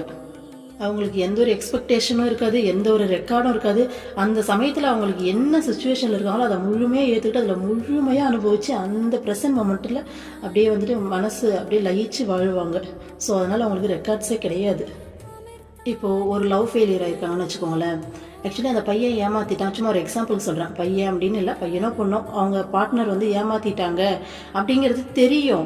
ஈவன்தோ அவங்கள பார்க்கும்போது நமக்கு ஒரு ஃபீல் வரும், அந்த ஃபீல் நம்மளாலே கண்ட்ரோல் பண்ண முடியாது. அதனால தான் வந்து பார்த்திங்கன்னா திரும்ப திரும்ப போயிட்டு அவங்கக்கிட்ட வந்துட்டு ஏமாறுறது, ஹர்ட் ஆகுது, இந்த விஷயங்கள்லாம் நடக்கும். அவங்க ஏமாற்றிட்டாங்கன்னு தெரியுது, அவங்க தப்பு செஞ்சிட்டாங்கன்னு தெரியுது, அப்புறம் ஏன் நம்ம அங்கே போயிட்டு அந்த விஷயத்தை செய்யணும்? காரணம் இந்த மனோவாசனைகள். இப்போது சிகரெட் அடிக்கிறது, தண்ணி அடிக்கிறது, இந்த மாதிரி இந்த மனோவாசனைகள் இதுவும் வந்து பார்த்திங்கன்னா ஒரு கெட்ட பழக்கம்னு சொல்லி அம்மா சொல்லியிருக்காங்க. என்ன கேட்டால் என்னென்னா அதை விட மோசமானது இதுதான். ஏன்னா சிகரெட் அடிக்கிறது, தண்ணி அடிக்கிறதுலாம் இதெல்லாம் கெட்ட பழக்கம் தெரிஞ்சு நம்ம செய்கிறோம். ஆனால் இந்த மனோவாசனைகளை இதெல்லாம் கெட்ட பழக்கம், இது நம்மக்கிட்ட இருக்குது, இது நமக்கு கெடுதல் செய்யுது, இது வந்து பார்த்திங்கன்னா ஒவ்வொரு செகண்டும் நம்ம லைஃப்பில் வந்து பார்த்திங்கன்னா நம்மளை கஷ்டப்படுத்திக்கிட்டு இருக்கு அப்படிங்கிறதே தெரியாமல் நம்மளை வந்து வச்சு செஞ்சுன்னு இருக்க விஷயங்கள். ஸோ அதுவாச்சும் அந்த பிடிக்கிற அந்த செகண்டு, இந்த பிடிக்கிற அந்த டைம் மட்டும்தான் உடம்புக்கு எடுக்கும். இது நமக்குள்ளே இருந்து ஒவ்வொரு செகண்டும் நம்ம மைண்டை வந்து பார்த்திங்கன்னா நிம்மதியாக இருக்க விடாமல் நம்மளை கஷ்டப்படுத்திகிட்டு இருக்க சில விஷயங்கள் இதெல்லாம். ஸோ நம்மளை பேராத்மா கிட்டேருந்து பரமாத்மா கிட்டேருந்து பிரித்து தனியாக வச்சு நம்மளை ஒவ்வொரு நிமிஷமும் அந்த நம்ம ஆத்மாவோடு இல்லாமல் நம்ம தனியாக கஷ்டப்படுறதுக்கு, அதேமாதிரி நம்ம மனசுக்குள்ளே நடக்கிற ஒவ்வொரு நிமிஷம் போராட்டமும் ஒவ்வொரு நிமிஷமும் நமக்குள்ளே நடக்கிற அத்தனை விஷயத்துக்கும் இந்த மனோவாசனைகள் இதுதான் காரணம். ஆனால் நம்ம இந்த கான்ஷியஸ்னஸ் நமக்கு இருக்காது. இல்லாததால் நம்ம இதுக்குள்ளேயே திரும்ப திரும்ப சிக்கி சிக்கி கஷ்டப்பட்டுக்கிட்டு இருக்கோம். இது ரொம்ப ஒரு டீப்பான விஷயம்ப்பா. குரு இல்லாமல் அம்மாவே எனக்கு இந்த விஷயம் எல்லாம் காட்டி கொடுத்து எனக்கு புரிய வைக்கலைன்னா இது எனக்கே கூட இந்த அளவுக்குலாம் புரியவே புரியாது, வாய்ப்பே இல்லை. ஸோ அம்மா இந்த குரு கூட இருக்கும்போது தான் இந்த விஷயங்கள் எல்லாம் இந்த அளவுக்கு நுணுக்கமாக புரியும். ஸோ அதனால தான் கொஞ்சம் நிறைய டைம் எடுத்து இதை எக்ஸ்பிளைன் பண்ணியிருக்கேன். கண்டிப்பாக இது உங்களுக்கு பிரயோஜனமாக இருக்கும்னு நினைக்கிறேன். சரி, அடுத்தது போகலாமா? அடுத்தது முமுஷி. ஸ்ரீ ராமகிருஷ்ண பரமஹம்சர் மனிதர்களை 3ஆக பிரிச்சார் இல்லையா? ஃபர்ஸ்ட் பார்த்தீங்கன்னா பிணைக்கப்பட்ட ஜீவன், ஓகேங்களா, அதாவது பக்தன் அப்படின்னாரு. அடுத்தது முமுஷி, வீடு பெற்று விரும்புபவன் அப்படிங்கிற செகண்ட் கேட்டகரியை பற்றி சொல்ல போகிறாங்க. மீண்டும் மீண்டும் துன்பத்தை அனுபவிக்க நேரும் போது சிலருக்காவது அதில் சலிப்பு தோன்றி அதிலிருந்து விடுபட வேண்டும் என சிந்திக்கிறார்கள். அதற்கான வழி எதுவென விசாரிக்க ஆரம்பிக்கிறார்கள். இவர்களையே முமுஷி என்கிறோம். நாமன்னு சொல்லி நினச்சிக்கலாமா? இதை நாமன்னு சொல்லி வச்சுக்குவோம். ஏன்னா ஒரு கான்ஷியஸ்னஸ் வருது இல்லை அம்மா நம்ம லைஃப்பில் வந்த பிறகு. இதுக்கு முன்னாடி நம்மளும் பார்த்திங்கன்னா அந்த பக்தன் அப்படின்ற நிலையில தான் இருந்திருப்போம். பட் இப்போ நம்ம யோசிக்கிறோம்ல, எதனால் நமக்கு இந்த கஷ்டம்லாம் வருது, நம்ம ஏன் இதில் இப்போ கடவுள்கிட்ட இருக்கோம், நிம்மதியாக இருக்கலாமே, அம்மா சொன்ன வழியில் இல்லாமல் நம்ம மைண்டு ஏன் இப்படி தடுமாறுது, நம்ம ஏன் தேவையில்லாமல் இங்கே போயிட்டு கோவப்படுறோம்னு சொல்லி யோசித்து அதை எப்படி சரி பண்ணலான்னு சொல்லி யோசிக்கிறோம் இல்லையா? ஸோ அவங்கள தான் முமுஷி அப்படின்றாங்க. அடுத்தது பாருங்கள். உறவுகளால் கட்டுப்பட்டவர்கள் அல்லது பிணைக்கப்பட்டவர்கள் தாங்கள் துன்பம் அனுபவிப்பதாக சம்மதிப்பதில்லை. இதுதான் வாழ்க்கை, இது எனக்கு சுகமாக இருக்கிறது என்று நம்புபவர்கள் இவர்கள். துன்பமே பலனாக கிடைத்த போதும் முள்செடியை தின்னும் ஒட்டகத்தை போல் மீண்டும் மீண்டும் இவர்கள் அதே செயலில் ஈடுபடுகிறார்கள். ஸோ பக்தன் அந்த ஃபர்ஸ்ட் கேட்டகரி சொன்னாங்க இல்லையா, பிணைக்கப்பட்டவர்கள் சொல்லிட்டு அவங்கள பற்றி சொல்கிறாங்க. என்னன்னா இதுதான் துன்பம்னு சொல்லி தெரியும், இவ்வளோ கஷ்டப்படுறோன்னு தெரியும், இருந்தாலும் அந்த மைண்ட் பார்த்தீங்கன்னா அதுலேருந்து வெளியில் வர்றது பயப்படும். உண்மையை சொல்லலாம், மைண்ட் பயங்கரமாக பயப்படும். ஐயோ இது யோசிக்கணுமா, அது வெளியில் போகணுமா, வேணாம் இது ரொம்ப சேஃப் ஜோனாக இருக்கே, நம்ம இப்படியே இருந்துருவோமே அப்படின்னு சொல்லிட்டு மைண்ட் அவங்கள ஏமாற்றி அதுக்குள்ளே வச்சிருக்கு. ஸோ அந்த கான்ஷியஸ்னஸ் இல்லாமல் அவங்களும் அதில் இருக்காங்க. அதை தான் சொல்கிறாங்க. அடுத்தது பாருங்கள். முமுஷி தான் துன்பம் அனுபவிப்பதை புரிந்து கொள்கிறான், அதிலிருந்து விடுபட விரும்புகிறான். துன்பத்தில் இருந்து விடுபட வேண்டும் என்ற சிந்தனையே முதல் படியாகும். இந்த சிந்தனை உறுதியானால் அது ஒரு தீர்மானமாக மாறும். விடுபடுவதற்கான வழிகளை விசாரிக்க ஆரம்பிப்பான். சில கேள்விகளை தனக்குள் கேட்டுக்கொள்வான். உதாரணமாக, நான் ஏன் இப்படி இருக்கிறேன், இதிலிருந்து விடுபடும் வழி என்ன, இவ்வுலகை கட்டுப்படுத்தும் சக்தி எது போன்ற கேள்விகள். துன்பத்திற்கு காரணம் ஒரு எல்லை வரை தனது சிந்தனைகளும் உணர்ச்சிகளும் செயல்களுமே என்பதை புரிந்து கொள்ளும்போது அவன் மேலும் உள்முகமாக திரும்புகிறான். தனது மனோவாசனைகளின் பொறுப்பை ஏற்றுக்கொள்கிறான். தன்னால் என்ன செய்ய முடியும் என்று சிந்திக்க ஆரம்பிக்கிறான். ஃபஸ்ட்டு விஷயம், இந்த செகண்ட் கேட்டகரியில் இருக்கவங்க முமுஷி அப்படிங்கிற கேட்டகரியில் இருக்கவங்க தான் அனுபவிக்கிறது துன்பம்னு அக்செப்ட் பண்ணிப்பாங்க. ஃபஸ்ட்டு கேட்டகரியில் இருக்கவங்க கிடையாது, இது எங்களுக்கு சுகமாக தான் இருக்கு, இந்த லைஃப்க்கு என்ன, ஆமாம் மனுஷ வாழ்க்கைனா இப்படி தானே இருக்கும் அப்படின்ற மாதிரி அவங்களே மனசை தேர்த்திப்பாங்க, ஓகேங்களா. செகண்ட் கேட்டகரியில் இருக்கவங்க இது துன்பம் தான் அப்படிங்கிறத புரிஞ்சுப்பாங்களாமா, ஃபஸ்ட்டு அக்செப்ட் பண்ணிப்பாங்க. அக்செப்ட் பண்ணிவிட்டு இதுலேருந்து நம்ம கண்டிப்பாக விடுபடணும் அப்படின்னு சொல்லி நினைப்பாங்க. அதை பார்த்தீங்கன்னா விடுபடணும்னு நினைக்கிறாங்களே, அதுதான் ஃபஸ்ட்டு ஸ்டெப் பண்ணுறாங்க, ஓகேங்களா. அடுத்தது இந்த சிந்தனை உறுதியாகும் போது அது ஒரு தீர்மானமாக மாறுமா, இதில் நம்ம வெளியில் வந்தே ஆகணும் அப்படின்னு சொல்லிட்டு ஒரு தீர்மானமாக அவங்களுக்கு மாறுமாமா. அப்போது விடுபடுவதற்கான வழியை விசாரிக்க ஆரம்பிப்பாங்களாமா. என்ன வழி அப்படின்னா, தனக்குள்ளேயே சில கேள்விகளை கேட்டுப்பாங்களாமா. நான் ஏன் எப்படி இருக்கேன், இதுலேருந்து எப்படி நான் வெளியில் வர்றது, இந்த உலக கட்டுப்படுத்துகிற சக்தி எது எப்படிங்கிற மாதிரி இந்த மாதிரியான கேள்விகள்லாம் கேட்பாங்களாம். இப்போ குரு அம்மா நம்ம கூட இருக்கும்போது இந்த கேள்விகள் எல்லாம் அம்மா உள்ளேருந்து நமக்கு கேட்பாங்க. இதை விட இன்னும் பயங்கரமாக வெளுத்து வாங்குவாங்க உள்ளேருந்து. அவ்வளோ அழகாக பார்த்திங்கன்னா புரிய வைப்பாங்க, குழந்தைக்கு புரிய வைக்கிற மாதிரி. நம்ம எவ்வளோ ஒஸ்ட்டாக நடந்துக்கிட்டாலும் சரி, நடந்துக்கிட்டோம் மீன்ஸ் தெரியாமல் அறியாமையில் நம்ம எவ்வளோ தப்பு செஞ்சுட்டு போய் நின்னாலும் சரி, அம்மா கிட்ட, அம்மா நீ இத்தனை டைம் சொன்ன மாதிரி இருந்தாலும் திரும்ப என் மைண்ட் என்னால் கண்ட்ரோல் பண்ண முடியாமல் அந்த மாதிரி பண்ணிட்டோமான்னு போய் நின்னாலும் திரும்ப குழந்தை பிள்ளைக்கு சொல்கிற மாதிரி அவ்வளோ அன்பாக அவ்வளோ அழகாக அம்மா சொல்லி கொடுப்பாங்க. கண்டிக்க வேண்டிய இடத்துல கண்டிப்பாங்க, அரவணைக்க வேண்டிய இடத்துல அரவணைப்பாங்க. ஸோ அவ்வளோ விஷயத்தையும் அம்மா உள்ளேருந்து அப்படி கைட் பண்ணுவாங்க. எல்லாருக்குமே நடக்கும். இது அம்மா கிட்ட வர ஒவ்வொருத்தருக்கும் நடக்கும். பட் ஆனால் இப்போ ஸ்டார்டிங்கில் இருக்குன்னா ஸ்டேஜ் பை ஸ்டேஜாக அம்மா அப்படியே மெதுவாக அழகாக மூவ் பண்ணி கொண்டு வந்துக்கிட்டே இருப்பாங்க. நம்ம பண்ண வேண்டியதெல்லாம் ஒரே விஷயம் தான், அம்மா கையை டைட்டாக பிடிச்சிக்கிட்டு அம்மா கூடவே நடந்து வந்துக்கிட்டே இருக்கணும். மற்றதெல்லாம் அம்மா பார்த்துப்பாங்க. அம்மா வந்து கடவுள் இல்லையா, அம்மாவுக்கு எல்லாருமே ஈக்குவல். அதில் எந்த விதமான சந்தேகமும் வேண்டாம். ஆனால் நம்ம குருவுடைய அருள் வந்துட்டு அம்மா சொல்லுவாங்க, எல்லாரை நோக்கியுமே சேமாக ஈக்குவலாக பாயுமா. அதை நம்ம எந்த அளவுக்கு ஏற்றுக்கிற தன்மையில் இருக்கும் அப்படிங்கிறத பொறுத்து நமக்கு அக்சஸிங் கெப்பாசிட்டி நமக்கு இருக்கணும். அம்மா சொன்ன அதை நிரம்பி வழிகிற அந்த பாத்திரத்தை வந்துட்டு கொஞ்சம் நம்ம காலி பண்ண இந்த மாதிரி வந்து கொஞ்சம் கொஞ்சமாக யோசித்து அம்மா சொல்கிறதெல்லாம் கேட்டு சரி பண்ண அந்த அருளுக்கு பாத்திரமாக நம்ம மாறிக்கிட்டே வருவோம். துன்பத்திற்கு காரணம் ஒரு எல்லை வரை தனது சிந்தனைகளும் உணர்ச்சிகளும் செயல்களுமே என்பதை புரிந்து கொள்ளும்போது அவன் மேலும் உள்முகமாக திரும்புகிறான். ஸோ துன்பத்துக்கு காரணம் வெளியில் இருக்க சுச்சுவேஷன் கிடையாது, அந்த பர்டிகுலர் பர்சனோ இல்லை அன்றைக்கி நடந்த அந்த சூழ்நிலையோ கிடையாது. ஏன்னா அது அன்றைக்கே முடிஞ்சு போச்சு. இப்போது அதனுடைய ரெக்கார்ட்ஸ் நம்ம மனசுக்குள்ளே இருக்குது. அப்போ நம்ம மைண்டில் தான் சிந்தனைகள், தாட்ஸ் எல்லாம் நம்ம மைண்டுக்குள்ளே தான் வருது. அதுக்கான ஃபீலிங்ஸும் நம்ம மைண்டுக்குள்ளே தான் வருது. நாம தான் அதுக்கு உயிர் கொடுக்குறோம். நம்மளுடைய செயல் தான் நம்மளை கஷ்டப்படுத்துது அப்படிங்கிறத புரிஞ்சுக்கிட்டு இன்னும் கொஞ்சம் உள்முகமாக திரும்புவாங்களாம். அப்போது நம்ம மனசுக்குள்ளே இருக்க இந்த மனோவாசனைகளுக்கு, நமக்குள்ளே இருக்க இந்த ரெக்கார்ட்ஸ்க்கு எல்லாத்துக்கும் நம்மளே பொறுப்பேற்றுக்கிட்டு இதனால் நம்ம இதை எப்படி சரி பண்ணுறதுன்னு சொல்லிட்டு யோசிக்க ஆரம்பிப்பாங்களாமா. மேலே கூறப்பட்ட தம்பதியை எடுத்துக்கொள்வோம். சண்டை போட்டது போதும் என்றாகிவிட்டது, இனியாவது மகிழ்ச்சியுடன் வாழ வேண்டும் என தீர்மானித்தால் பரஸ்பரம் குற்றம் குறைகள் சொல்வதை தவிர்க்கிறார்கள். தமது செயல்பாடுகளில் எந்தவித மாற்றங்களை கொண்டு வரலாம் என்பதில் கவனம் செலுத்துகிறார்கள். தேவைப்பட்டால் பிறர் உதவிகளை நாடுகின்றனர். அம்மா வாழ்வில் வரும் பிரச்சனைகள் நம் ஆற்றலை அதிகரிக்க செய்வதற்கு உதவியாக உள்ளன. அது நமது ஆற்றலை அதிகரிக்க செய்வதற்காக இறைவன் உருவாக்கும் சூழ்நிலைகளே ஆகும். ஸோ அம்மா திரும்ப மேலே சொன்ன அந்த எக்ஸாம்பிளுக்கே போகிறாங்க. இப்போது அவங்க 2 பேரும் எப்பயுமே சண்டை போட்டே இருக்காங்களே, அதை இனிமேல் சண்டை போடாமல் இருக்கணும்னு சொல்லி தீர்மானம் பண்ணி மாற்றி குறை சொல்லிக்கிறத விட்டுட்டு நம்மளை எந்த விதத்தில் மாற்றிக்கிட்டால் நமக்கு சண்டை வராமல் இருக்கும் அப்படிங்கிற மாதிரி அவங்களே அனலைஸ் பண்ணுறாங்க அப்படின்னு சொல்கிறாங்க. தேவைப்பட்டால் மற்றவங்களோட உதவியும், எக்ஸாம்பிளுக்கு சைக்காலஜிஸ்ட்டு அந்த மாதிரி சொல்லலாமா, இந்த மாதிரி கொஞ்சம் தெளிவாக இருக்கவங்களுடைய அட்வைஸ் கேட்குறது, அந்த மாதிரி ஏதோ ஒரு மற்றவங்களுடைய உதவியையும் நாடுறாங்க அப்படின்றாங்க. அம்மா சொல்கிறாங்க பாருங்கள், வாழ்க்கையில் வர பிரச்சனைகள் எல்லாம் நம்மளோட ஆற்றலை அதிகரிக்க செய்யறதுக்கு உதவியாக இருக்குதுன்றாங்க அம்மா. நம்ம ஆற்றலை வந்து பார்த்தீங்கன்னா நமக்குள்ள இருக்க அந்த சக்தியை அதிகம் பண்ணுறதுக்கு இறைவன் உருவாக்குற சூழ்நிலைகளாம் இது எல்லாமே. நான் கூட ஒரு 2 டேஸ்க்கு முன்னாடி அம்மாவுடைய இதே விஷயத்த அம்மா வந்து பேசியிருந்தாங்க, கேட்டேன். நம்ம என்ன நினச்சிக்கிட்டு இருப்போம், லைஃப்பில் நம்ம பாஸ்டில் நடந்த இது எல்லா விஷயங்களும் தான் நம்மளுடைய மிகப்பெரிய பேரியர்ஸு, இதுதான் நம்ம மனப்போராட்டத்தை இப்படி அதிகரிக்குது, இதுதான் நம்ம லைஃப்பை ஸ்பாயில் பண்ணுது, இதுதான் நம்மளை இவ்வளோ கஷ்டப்படுத்திட்டு இருக்கு உள்ளே இருந்து அப்படின்னு நினைப்போமா.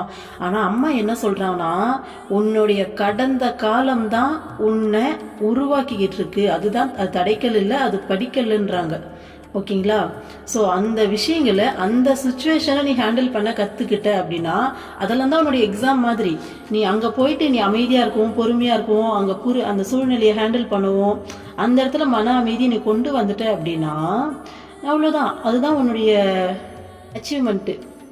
நீ ஜெயிச்சுட்ட. அப்போ உனக்கு வந்து பார்த்தீங்கன்னா அடுத்த ஸ்டேஜுக்கு வந்து ஏறியாச்சு அப்படின்ற மாதிரி அது எல்லாமே உனக்கு நல்லதுக்கு அப்படின்றாங்க அம்மா. ஸோ அதே விஷயத்தான் அம்மா இங்கேயும் சொல்லியிருக்காங்க. இறைவன் உருவாக்குற சூழ்நிலைகள்லாம் இதெல்லாம் நம்மளுடைய சக்தியை அதிகரிக்கிறதுக்கு. காலில் சிறிய முள் குத்தும் போது நாம் மேலும் கவனமாக நடப்போம், பெரிய குழியில் வீழ்வதிலிருந்து அது நம்மை காக்கும். பாருங்க, நம்ம ஒரு மாதிரி அசட்டியாக நடந்து போயிட்டே இருக்கோம். நம்ம அப்படியே நடந்து போனால் கொஞ்சம் தூரத்தில் ஒரு பெரிய குழி இருக்குன்னு வச்சுக்கோங்க, நேராக போனால் அந்த பெரிய குழியில் விழணும் நம்ம. ஆனால் வழியிலே ஒரு சின்ன முள் குத்தும் போது அதுக்கு அடுத்தது என்ன செய்வோம், ஒரு ஸ்டெப்பும் கவனமாக வைக்கும்போது அந்த பெரிய குழியில் விழாமல் அவாய்ட் ஆகும் இல்லையா, நம்ம வந்து தப்பிப்போம் இல்லையா. அந்த மாதிரி இந்த பிரச்சனைகள் எல்லாத்தையுமே நம்ம இதை விட பெரிய பிரச்சனைகள்லேருந்து நம்மளே காப்பாற்றிக்கிட்டு, மனப்போராட்டங்கள்லேருந்து காப்பாற்றிக்கிட்டு இன்னொரு தெளிவான மனநிலையோட வாழ்க்கையை வாழறதுக்கான ஒரு நல்ல சூழ்நிலைகளாக நல்ல விஷயமா பார்க்கணும் அப்படின்னு நம்ம சொல்கிறாங்க. பார்க்கணும் கிடையாது, அதுதான் உண்மை, நம்ம காக்கும் அப்படின்றாங்க அம்மா. பெரிய குழியில் விழுதுலேருந்து இந்த விஷயம் வந்துட்டு நம்மளை காப்பாற்றணும். அடுத்தது பாருங்கள், இதை புரிந்து கொண்டு நாம் இறைவனின் திருவடிகளை இறுக பற்றி கொள்ள வேண்டும் என்கிறார். இதை புரிஞ்சுக்கிட்டு கடவுளுடைய திருவடிகளை, நம்ம அம்மா நம்மளுடைய இஷ்ட தெய்வத்துடைய 2 பேரும் ஒன்று தான், அவங்களுடைய திருவடிகளை நல்லா இறுக்கமாக பிடிச்சிக்கணுமா. அதுதான் உண்மை. அவங்கள பிடிக்கும்போது மட்டும்தான் நம்ம இதிலேருந்து வெளியில் வர முடியும், இதில் திரும்ப பாதிக்கப்படாமையே இருக்க முடியும். அடுத்தது முக்தன். இப்போ 3rd கேட்டகரிக்கு போகிறாங்க. ஓகேங்களா, பக்தன் பார்த்தாச்சு, முமுஷி பார்த்தாச்சு. இப்போ 3rd கேட்டகரி பீப்புளை வந்து பார்க்க போகிறோம். விடுதலை பெற வேண்டும் என்ற விருப்பத்தில் இருந்து விடுதலையை நோக்கியுள்ள வழி அவ்வளவு எளிதானதல்ல. மனோவாசனைகள் நம்மை பழைய வாழ்க்கை முறையை நோக்கி பிடித்து இழுக்கும் என்பதே இதன் காரணமாகும். இங்குதான் ஆன்மீக சாதனைகள் முக்கியத்துவம் பெறுகின்றன. தனிமையில் அமர்ந்து இவ்வுலகை பற்றியும் அதன் இயல்பை பற்றியும் சிந்திக்க ஆரம்பிக்கிறோம். உலகின் இயல்பை புரிந்து கொள்வதன் மூலம் உலக வாழ்வின் மீதுள்ள விருப்பம் குறைகிறது. பாருங்க என்ன சொல்றாங்கன்னு. நம்ம விடுதலை பெறணும், நம்ம இந்த விஷயங்கள் எல்லாத்துலேருந்து நம்ம வந்து பார்த்தீங்கன்னா விடுதலை பெறணும்னு சொல்லிட்டு நம்ம விடுதலை நோக்கி பயணப்படுற அந்த வழி அவ்வளோ ஈஸி கிடையாதான். காரணம் வந்து நம்மளுடைய மனோவாசனைகள் எல்லாம் நம்மளை பழைய வாழ்க்கை முறையை நோக்கி திரும்ப இழுக்குமாமா. அப்படி இழுக்கும்போது அப்போதான் அந்த விஷயத்தை நம்ம கிராஸ் பண்ணி அதில் நாம் பாஸ் ஆக தான் வந்து பார்த்திங்கன்னா நம்மளுக்கு ஆன்மீக சாதனைகள் எல்லாம் தேவைப்படுதாமா. ஆமாம் தானேப்பா, நம்ம இப்போ இவ்வளோ நேரமாக எக்ஸ்பிளைன் பண்ணோம் இல்லையா? ஸோ அதுலேருந்தே நம்ம எக்ஸாம்பிள் எடுத்துக்கலாம் இல்லையா? நம்ம நினைக்கிறோம் இங்கே போயிட்டு நம்ம இந்த பிரச்சனையெல்லாம் வந்துட்டு நம்ம அந்த பர்சனை பார்த்தா கோவப்படக்கூடாது, நம்ம டென்ஷன் ஆகக்கூடாது, நம்ம நார்மலாக இருக்கணும், நம்ம கடவுள் கூட இருக்கான்னு எல்லாமே நினைக்கிறோம். ஆனால் நம்ம ஏன் திரும்ப நமக்கு அந்த கோவம் வருது? நம்ம ஏன் அங்கே திரும்ப இரிட்டேட் ஆகிட்டு அந்த இடத்துல நம்ம கொஞ்சம் ஏதோ ஒன்று ரியாக்ட் ஆகிட்டோ அல்லது வெளியில் வந்த பிறகு கூட நம்ம மனசுக்குள்ளே அந்த போராட்டமோ ஏன் வருது? அதுதான் பழைய மனோவாசனைகள். அது எல்லாமே பிடிச்சிருக்குமா? இந்த இடத்துல ஆன்மீக சாதனைகள் எந்த விதத்தில் நமக்கு பயன்படுதுன்னு சொல்லி பார்த்தீங்கன்னா, ஃபஸ்ட்டு ஆன்மீக சாதனைகள் அப்படிங்கிறது நம்ம மனசை ஒருமுகப்படுத்தும். இப்போ ஒரு லலிதா சகஸ்ரநாமமே படிக்கிறோம்னு சொல்லி வச்சுக்கோங்க. ஒரு 1/2 hour குறைஞ்சது படிப்போம். அப்போ அந்த 1/2 hour அந்த ஓம் ஓம் ஓம் சொல்லுவோம். அதில் வர வார்த்தைகள் எல்லாமே நம்ம ஆன்மீக முன்னேற்றத்துக்கான வார்த்தைகள். ஓகேங்களா, அதில் ஒவ்வொரு வார்த்தையும் நமக்கு வந்து பார்த்திங்கன்னா நம்ம ஆன்மாவை சுத்தப்படுத்தக்கூடிய அந்த வைப்ரேஷன்ஸ் அந்த வார்த்தைகளுக்கு இருக்குது. அப்போ அந்த ஓம் ஓம் சொல்லிட்டு 1000 டைம் வந்துட்டு நம்ம சொல்லி நம்ம அதை படிக்கும்போது பயங்கரமான மன ஒருமைப்பாடு கிடைக்கும். கடவுள் மேலே கவனத்தை வைப்போமா? அதே மாதிரி இப்போ கடவுள் கூட ஒரு வாழ்க்கையை வாழறோம்னு வச்சுக்கோங்களேன். இந்த மாதிரியான விஷயங்கள்லாம் வரும்போது நம்ம கடவுள்கிட்டயே வந்து நம்ம உட்காந்து இதெல்லாம் பேசும்போது மனசு கடவுளை நோக்கி ஒருமுகப்படுதா? அடுத்தது இப்போ ஒரு மெடிடேஷன் பண்ணுறவங்களா இருந்தால் உட்காந்து மனசார மெடிடேஷன் பண்ணும்போது மூச்சு காற்றை கவனிக்கும் போது மனசு வந்து பார்த்திங்கன்னா திரும்பவும் ஒருமுகப்படும். ஓகேங்களா, ஸோ இந்த மாதிரி ஏதோ ஒரு ஆன்மீக சாதனை செய்யும்போது ஆக மொத்தம் மனசு வந்து ஒருமுகப்படும் போது நம்மளால தெளிவாக சிந்திக்க முடியும். நம்மளை சுற்றி இப்போது நம்ம மேல் மனசில் இருப்போம், ரியாக்டிங் மோடில் இருக்கும்போது மற்றவங்ககிட்ட இந்த சுச்சுவேஷன்ஸை ஃபேஸ் பண்ணும்போது நம்ம மேல் மனசில் இருப்போம். மேல் மனசு வந்து பார்த்தீங்கன்னா கடல் அலைகள் மாதிரி எந்நேரமும் அந்த அலைகள் வீசிக்கிட்டே இருக்கும். நம்மளால அங்கே தெளிவான சிந்தனைக்கெல்லாம் இடம் கிடையாது. டக்குன்னு சொல்லிட்டு நமக்கு தோன்றதை செஞ்சுட்டு போயிடுவோம். ஆனால் இந்த மாதிரி ப்ராக்டிசஸ், ஸ்பிரிச்சுவல் ப்ராக்டிசஸ் பண்ணும்போது மனசு வந்துட்டு நல்ல ஆழத்துக்கு அமைதிக்கு உள்ளே போகும்போது நம்ம வந்து ரியாக்ட் பண்ண மாட்டோம், தெளிவாக யோசிப்போம். நம்ம மனசு தான் நம்மளை வந்துட்டு ஏமாற்ற பார்க்குது, இந்த இடத்துல இந்த மாதிரி எமோஷன் வருதுன்னு நமக்கு வர எமோஷனே நாம கவனிக்க ஆரம்பிப்போம். அப்போ அந்த எமோஷனுக்கு நம்ம இம்பார்ட்டன்ஸ் கொடுக்கக்கூடாது, அதை நம்ம நெக்லெக்ட் பண்ணிடலாம் அப்படின்ற அளவுக்கு நமக்கு மனசு தெளிவு கிடைக்கும். ஸோ இதுதான் ஆன்மீக சாதனைகள் வந்து இந்த மாதிரி தான் நமக்கு ஹெல்ப் பண்ணுது. அப்போ நம்ம என்ன செய்யணும்னு சொல்கிறாங்கன்னா, நம்ம மனசோட இயல்பை பற்றி, இந்த உலகத்தோட இயல்பை பற்றி சிந்திக்க ஆரம்பிக்கணும் அப்படின்னு சொல்கிறாங்க. அப்போ இந்த உலகத்தோட இயல்பை பற்றி புரிஞ்சிக்கும் போது இந்த உலக வாழ்க்கை மேலே இருக்க விருப்பம் குறையுது அப்படின்னு நம்ம சொல்கிறாங்க. எப்படி குறையுது? இது எல்லாமே ஒரு மாயை தான். இப்போ வெளியில் இருக்க காரோ இந்த வீடோ இல்லை இந்த சொத்துக்களோ இல்லை வெளியில் இருக்க இந்த உலகமோ உண்மை கிடையாது இல்லையா? அது எப்போ வேணாலும் மாறக்கூடியது, எப்போ வேணாலும் அது மாறும். இன்னைக்கு இருக்கிறது நாளைக்கு எல்லாம் போகும். இன்னைக்கு இல்லாத திடீர்னு இந்த ஒரு அம்மா சொல்கிறாங்க, இன்னைக்கு காலையில் தான் கேட்டேன், ஒரு செகண்ட் போதுமா? இவ்வளோ பெரிய பணக்காரனாக இருந்தாலும் ஒன்றுமே இல்லாமல் அவனுடைய ஒட்டுமொத்த விஷயமும் ஸ்குவாஷ் ஆகிறதுக்கு ஒரு செகண்ட் போதும். அதே மாதிரி ஒன்றுமே இல்லாதவனும் எல்லாமே இருக்கிற அந்த பணக்காரனாக பார்த்து ஒரு செகண்ட் போதும். அப்போ இது எந்த அளவுக்கு நிலையில்லாத விஷயம் இல்லையா? ஒரு செகண்டில் மாறக்கூடிய இந்த விஷயங்கள் தான் ரொம்ப நிரந்தரமானது நம்பி நம்ம ஓடிக்கிட்டு இருக்கோம். ஆனால் நம்ம கடவுள் கூட இருக்கும்போது எவ்வளோ பெரிய விஷயம், எவ்வளோ பெரிய ஆபத்து, எந்த மாதிரி சுச்சுவேஷன் வரும்போதும் அப்படியே வந்து காப்பாற்றி நிற்பாங்க, நம்மளால் நல்லா பார்க்க முடியும். அப்போ நிரந்தரமானவங்க கடவுள் மட்டும்தானே. இப்போ பாருங்கள், சும்மா ஒரு பேச்சுக்கு சொல்கிறேன், சீரியஸாக எடுத்துக்கோன்னா, சும்மா நம்ம ஒரு கற்பனை, இந்த மாதிரியான கற்பனைகள் பண்ணும்போது நம்ம மைண்ட் வந்து நெக்ஸ்ட் லெவலில் யோசிக்கும். அதுக்காக இப்போது நம்ம உடம்புல இருந்து இந்த உயிர் டக்குன்னு வெளியில் போகுதுன்னு வச்சுக்கோங்க. ஏதோ ஒரு சுச்சுவேஷன் நம்ம நினச்சிட்டு இருப்போம், இவ்வளோ காலம் இருக்க போகிறோம், அவ்வளோ காலம் நமக்கு தெரியாது ஆனால் எதுவுமே. ஆனால் இந்த உடம்புலேருந்து உயிர் அடுத்த செகண்ட் இப்போ வெளியில் போகுது அப்படின்னா அங்கே உங்களுக்கு என்ன இருக்கும்? சும்மா உங்கள் பாடி டு உங்கள் ஆன்மா வெளியில் வருதுன்னு சொல்லி சும்மா கற்பனை பண்ணி பாருங்கள். உங்களுக்கு என்ன இருக்குது அங்கே? எதுவுமே இருக்காது. உங்கள் வீடு உங்களோடது இல்லை, உங்கள் பசங்க, உங்கள் ஃபேமிலி எதுவுமே கிடையாது. அங்கே நீங்கள் இருப்பீங்க, உங்கள் கூட உங்கள் கடவுள் நிற்பாங்க. ஸோ கடவுள் மட்டும்தான் நிரந்தரம். இந்த விஷயங்கள்லாம் புரியும் போது வெளி உலக ஆசைகள் எல்லாம் அடங்கி நம்ம மனசு நமக்கு உள்ள இருக்க உலகத்தை நோக்கி திரும்பும், நம்ம உள்ள உலகத்தை நோக்கி பயணப்படும். நீங்கள் எல்லாருமே நல்லா இருப்பீங்க. நான் அம்மாவோட பிள்ளைங்க, நம்ம அம்மாவோட கைக்குள்ளே இருக்கோம். அம்மா நம்மளை கண்ணுக்குள்ளே வச்சு பார்த்துக்கிட்டு இருக்கா. நம்மளை மட்டும் இல்லாமல் நம்ம குடும்பத்தில் இருக்க அத்தனை பேர்த்தையும் அம்மா வந்து அவ்வளோ பத்திரமா பார்த்துப்பா. புரியறதுக்காக நான் இது எல்லாத்தையும் சொல்கிறேன். ஓகேங்களா? அடுத்தது பாருங்க. இதையே அம்மா, ஒரு மனிதன் தன் வாழ்வில் எதையோ பெறுவதற்காக தன் பயணத்தை தொடங்குகிறான். அதை தேடி உலகம் முழுவதும் அலைகிறான். தேடியது கிடைக்காமல் அதிருப்தி அடைகிறான். அப்போது திருப்தி அடைவதற்கான வழியை தேடுகிறான். சிந்தனைகளும் சந்தேகங்களும் மனதில் தான் தோன்றுகின்றன. அப்படியானால் மனதில் தேடினால் வழி கிடைக்குமா என சிந்திக்கிறான். அன்று முதல் மனம் உள்முகமாக ஆகிறது. விசாரணை தொடர்கிறது. இடையிடையில் வழி அடைபட்டு போகிறது. அந்நிலையில் குருவின் உதவியை நாடுகிறான். மீண்டும் முன்னோக்கி செல்கிறான். இறுதியில் தனது லட்சியத்தை அடைகிறான் என்கிறார். அம்மா என்ன சொல்கிறாங்கன்னா, மனுஷன் ஃபஸ்ட்டு வந்து பார்த்தீங்கன்னா எதையோ தேடி வெளியில் ஓட ஆரம்பிக்கிறான். வீடு வேணும், கார் வேணும், இல்லை எனக்கு ஒரு நல்ல ஒய்ஃப் வேணும், எனக்கு இது எதுன்னு சொல்லி வெளில எதையோ தேடி ஓடுறான். ஓடி போயிட்டு என்ன தேடினாலும் அவன் தேடினது கிடைக்கல. ஏன்னா அவன் உள்ளே தேடுறது வந்து பார்த்தீங்கன்னா அவனுக்கே தெரியாமல், ஒரு வீடு கிடைச்சா நமக்கு சந்தோஷம் கிடைச்சிடும்னு நினச்சி அதை தேடுறான். வீடு கிடைச்ச பிறகும் பார்த்தீங்கன்னா சந்தோஷம் நிரந்தரமாக இருக்குன்னா இருக்காது. வீடு புது வீடியோ கட்டி போனால் கூட ஒரு 10 நாள் இல்லை ஒரு மாதம் 2 மாதம் அதை அனுபவிப்பாங்களா சந்தோஷமாக. அப்புறம் பார்த்தீங்கன்னா பழகிடும், பழசாயிடும். அது அவ்வளோ ஸ்பெஷலாக தெரியாது. அதுலேயும் நிம்மதி கிடைக்காது.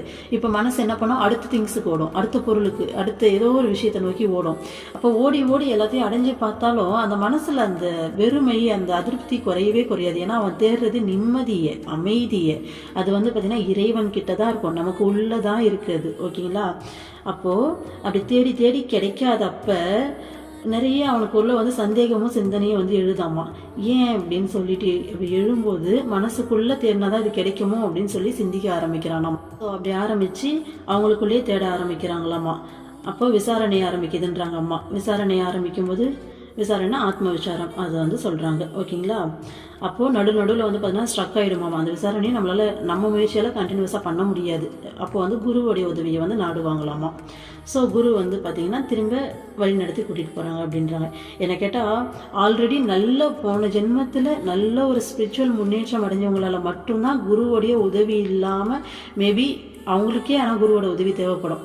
ஓரளவுக்கு அவங்களால தட்டு மாதிரி ஏற முடியும். ஆனால் நார்மல் ஹியூமன் பீயிங்கான நமக்கெல்லாம் வந்து பார்த்திங்கன்னா வாய்ப்பே கிடையாது. அம்மாவுடைய அருள் இல்லாமல், அம்மாவுடைய அந்த கைடன்ஸ் இல்லாமல் ஒன்றுமே பண்ண முடியாது. நம்ம மனசை அப்படி ஏமாத்தோம் ஈஸியாக வெளில இழுத்துன்னு போயிடும். ஒன்றுமே இல்லாமல் போயிடுவோம். அம்மா நம்ம அத்தனை பேர்த்தையும் நம்ம மனசெல்லாம் அப்படியே கட்டி போட்டு அவங்க கைக்குள்ளே வச்சுருக்காங்க. அதனால தான் நம்மளால் இந்த அளவுக்கு உருப்படியாக கொஞ்சம் வந்து பார்த்திங்கன்னா இழுத்துட்டு போயிட்டுருக்காங்க. அம்மா தான் இழுத்துட்டு போயிட்டுருக்காங்க. எப்படி நான் அந்த விஷயத்தை இவ்வளோ ஸ்ட்ராங்காக சொல்கிறேன் அப்படின்னா, அம்மா வரதுக்கு முன்னாடி எனக்கு மற்றவங்க அப்படின்னு தெரியல, நான்லாம் வந்து பார்த்தீங்கன்னா எனக்குலாம் பக்தியெல்லாம் இந்த அளவுக்குலாம் கிடையவே கிடையாது. பக்தியா வாய்ப்பே இல்லை. கடவுள் மேலே அன்பு அப்படிங்கிற அந்த உணர்வே அம்மா போட்ட பிச்சை, அம்மா கொடுத்தது. ஸோ அந்த உணர்வை கொடுத்து அம்மா தான் இழுத்துட்டு போயிட்டுருக்காங்க. ஓகே, அடுத்தது பாருங்கள். ஜீவன் முக்தருக்கும் அவதாரத்திற்கும் இடையில் உள்ள வேறுபாட்டை குறித்து அம்மா சொல்வதை குறிப்பிட்டுவிட்டு இக்கட்டுரையை நிறைவு செய்கிறேன். ஓகே, இப்போ முடிய போகுது. ஓகேங்களா? இப்போது பியூப்புள்ள மனிதர்களில் 3 விதமான பியூப்புள்ள வந்துட்டு சொன்னாங்க. பக்தன், முமுஷி, முக்தன் அப்படின்னு சொல்லிட்டு 3 கேட்டகரியான பீப்புளை வந்து பார்த்திங்கன்னா சொன்னாங்க. இப்போ அடுத்தது இவங்க 3 பேரும் மனிதர்கள். இந்த மனிதர்களை தாண்டின 2 பேர் இருக்காங்க அப்படின்ற மாதிரி சொன்னாங்க. அவங்களும் மனித உடலில் தான் இருப்பாங்க. அவங்க வந்து பார்த்திங்கன்னா ஜீவன் முக்தர், அவதாரம் அப்படின்னு சொன்னாங்க. இப்போ அவங்க 2 பேருக்கும் இருக்க டிஃப்ரென்ஸை சொல்ல போகிறாங்க. இங்கே நம்ம நல்லா கவனிக்கணும். ஏன்னா சரி, இது படிக்கும்போது உங்களுக்கு புரியும் பாருங்க. அவதாரம் என்பது இறங்கி வருவதாகும். ஜீவன் முக்தர் என்பவர் கீழ்நிலையிலிருந்து மேல்நிலைக்கு உயர்கிறார். அதாவது அவதாரம் அப்படின்றவங்க அவங்க இங்கே பூமிக்கு வந்து தான் முக்தி அடைஞ்சாங்கன்னு கிடையாது. அவங்க ஆல்ரெடி அவதாரன்றது இன்னும் ஓப்பனாக சொல்லலாம், இறைவன் பிள்ளைங்கள்லாம் கஷ்டப்படுதே அப்படின்னு சொல்லிட்டு ஒரு குரு வடிவில் வரது தான் அவதாரம். ஓகேங்களா? அவங்க மேல்நிலையிலேருந்து இந்த பூமிக்கு மனித உடல் எடுத்துக்கிட்டு, மேல்நிலையிலேருந்து நம்மளை நோக்கி மனித உடல் எடுத்துக்கிட்டு கீழே இறங்கி வராங்க. ஆனால் ஜீவன் முக்தர் அப்படிங்கிறவங்க அப்படி கிடையாது. அவங்க நார்மல் ஹியூமன் பீயிங்காக தான் இருக்காங்க. அவங்க வந்து பார்த்திங்கன்னா அந்த முக்தி பாதையில் பயணம் பண்ணி முக்தி அவங்களுக்கு கிடைக்குது. ஸோ கீழ்நிலையிலிருந்து மேல்நிலைக்கு உயர்றாங்க. இதுதான் அவதாரத்துக்கும் ஜீவன் முக்தருக்கும் இருக்க வித்தியாசம் அப்படின்றாங்க. ஜீவன் முக்தரின் பண்புகள் எரித்துவிட்ட கயிறுக்கு நிகராகும். இருப்பினும் அந்த பண்புகளுக்கேற்ப முன்பே சென்ற பாதையிலேயே அவரது வாழ்க்கை தொடரும். உதாரணமாக, ஒருவர் பக்தியின் மூலம் ஜீவன் முக்தராக ஆனால் இறை நாமங்களை பாடி மகிழ்வார். அதே சமயம் ஞான மார்க்கத்தின் வழி ஜீவன் முக்தராக ஆன ஒருவர் இறைநாமங்களை பாடுவதை விரும்புவார் என்று சொல்ல முடியாது. இப்படியாக ஜீவன் முக்தர்களுக்கு இடையில் அவர்களது பண்புகளுக்கேற்ற வேறுபாடு காணப்படும். அவதாரம் இது போன்ற உலகியல் பண்புகளுக்கு அப்பாற்பட்டதாகும். எவ்வளோ அழகா எக்ஸ்பிளைன் பண்ணிட்டாங்கல்ல. ஜீவன் முக்தர் அப்படிங்கிறவங்க இப்ப பக்தி மார்க்கத்தை பயன்படுத்தி பக்தி மார்க்கத்தின் வழியா ஒருத்தர் முக்தி அடைஞ்சிருந்தாருன்னா அவர் இறைவனை புகழ்ந்து பாடுறதையும் இறைவனுடைய அந்த பக்தியிலேயே பயணம் பண்றதுதான் பாத்தீங்கன்னா அவருக்கு அந்த வழியில தான் அவர் அதுக்கப்புறமா இருப்பார். அந்த நேச்சர் தான் அவருக்கு இருக்கும். முக்தி அடைஞ்ச பிறகு அவர் அதை தான் லைக் பண்ணுவார். இதே ஞான மார்க்கத்தில் ஒருத்தர் போயிருந்தாருன்னா அவர் இந்த பக்தி பாடல்களை பாடுறது இதெல்லாம் விரும்ப மாட்டார். அவருக்கு இதெல்லாம் பெருசாக இன்ட்ரெஸ்ட் இருக்காது. எப்படி சொல்றது, அவங்க ஞான மார்க்கத்தில் அவங்க அந்த கேட்டகரியில தான் இருப்பாங்க. ஸோ அவங்க எந்த வழியை பயன்படுத்தி அவங்க முக்தி அடைஞ்சாங்களோ அந்த வழியிலே தான் அவங்க அடுத்ததும் அதை தான் அவங்க லைக் பண்ணுவாங்க. அந்த நிலையில தான் அவங்களால இருக்க முடியும் அப்படின்றாங்க. இப்போ ஒரு பிஹெச்டி டாக்டரேட் பண்ணுறோம் அப்படின்னா, இப்போ மேக்ஸில் டாக்டரேட் பண்ணவங்களுக்கு மேக்ஸை பற்றி தான் தெரியும். அப்போ என்ன சொல்லுது, அவங்களுடைய நேச்சர் அந்த மேக்ஸ் சம்மந்தமாக அப்படி தான் அதை பற்றின அறிவோடு தான் அவங்க அதில் தான் பிஹெச்டி வாங்கியிருப்பாங்க, டாக்டரேட் வாங்கியிருப்பாங்க. அந்த மாதிரி சயின்ஸ்னால் சயின்ஸ் அதை பற்றின நாலேஜ் தான் அவங்களுக்கு தெரியும். ஸோ அவங்க அந்த வழியில் தான் இருப்பாங்க. ஆனால் அவதாரம் அப்படிங்கிறவங்க அப்படி கிடையாது. இது எல்லாத்துக்கும் உலகியல் பண்புகளுக்கே அப்பாற்பட்டவங்க அப்படின்றாங்க. இப்போ நம்ம அம்மா அவதாரமா, அம்மா பாருங்க, அம்மா கிட்ட பலவிதமான பீப்புள் இருப்பாங்க. அம்மா நம்மளுடைய முன் ஜென்மத்துடைய வாசனை எல்லாம் அம்மாவுக்கு தெரியும். நம்ம இத்தனை ஜென்மத்தில் என்னவா இருந்தோம், நமக்கு என்ன கொடுத்தா நமக்கு பார்த்தீங்கன்னா கடவுள் நோக்கி பயன்பட வைக்க முடியும் அப்படின்னு சொல்லிட்டு. அதனால ஒரு சிலருக்கு கோபி பாவம் கொடுப்பாங்க. ஒரு சிலர் பார்த்தீங்கன்னா அம்மா கடுமையாக தியானம் பண்ண சொல்லுவாங்க. உட்காந்து டெய்லி நைட்டில் 2-3 மணி நேரம் தான் நீ தூங்கணும், மற்ற நேரம் எல்லாம் தியானம் பண்ணு அப்படின்னுடுவாங்க. ஸோ பண்ணுவாங்க. ஒரு சிலர் பார்த்தீங்கன்னா நடக்கும் போதும் நிற்கும் போதும் தூங்கும் போதும் மந்திர ஜபம் ஜபம் ஜபம் ஜபம் மந்த்ரா சாண்டிங் ஓடிக்கிட்டே இருக்கும் அவங்களுக்கு. அதுலேயே அவங்க முக்தி அடைஞ்சிருவாங்க. அவங்களுக்கு பார்த்தீங்கன்னா 24/7 ஜபம் தான். ஏன்னா அவங்களோட நேச்சர் அதுதான். ஸோ அம்மா பார்த்தீங்கன்னா பஜன் பாடுறாங்க, தியானம் சொல்லி கொடுக்குறாங்கன்னா அதோட நிற்கல. எந்தெந்த ஜீவனுக்கு எந்தெந்த ஜீவாத்மாக்கு என்ன தேவை, அது போன ஜென்மத்தில் என்ன வாசனையில் இருந்ததுன்னு சொல்லி கண்டுபிடிச்சி எதுக்கு எது தேவையோ அதை கொடுத்து அதில் அவங்கள முன்னேற்றுறாங்க. ஸோ அம்மாலாம் பார்த்தீங்கன்னா இந்த உலகியல் பண்புகளுக்கு அப்பாற்பட்டவங்க அப்படின்றாங்க. அவங்கள நம்மளால கடைசி வரைக்கும் புரிஞ்சிக்கவே முடியாது. மனுஷ அறிவுகளால் புரிஞ்சக்கூடிய ஒரு சக்தி அது கிடையாது. அவங்கள பற்றி நம்மளால் புரிஞ்சிக்க முடிஞ்ச ஒரே விஷயம், அது கருணையோட வடிவம், அன்பின் வடிவம், காளியோட கருணையோடு காளி ரூபத்தில் நம்ம கூட உட்காந்து நம்மளை தாயாக இருந்து பார்த்துக்கிட்டு இருக்கு. இவ்வளோதான் நம்மளால் புரிஞ்சிக்க முடியும். ஸோ இந்த பதிவில் அம்மா உள்ளே புகுந்து நிறைய விஷயங்கள் சொல்லி கொடுத்துருக்காங்க. நிஜமாலுமே அம்மா தான் இவ்வளோத்தையும் சொன்னாங்க. இதில் ஏதாச்சும் தவறு பண்ணியிருந்தா கண்டிப்பாக நானுன்ற தன்மையில் தான் பண்ணியிருப்பேன். ஸோ அதுக்காக மன்னிச்சிடுங்க. அம்மா நிறைய விஷயங்கள் இதில் சொல்லி கொடுத்துருக்காங்க. ஸோ அம்மாவுக்கு தேங்க்யூ சொல்லிவிடுவோம். அடுத்த பதிவில் பார்க்கலாம். ஓம் அமிர்தீஸ்வரிய நமக. ஓம் நம சிவாயா.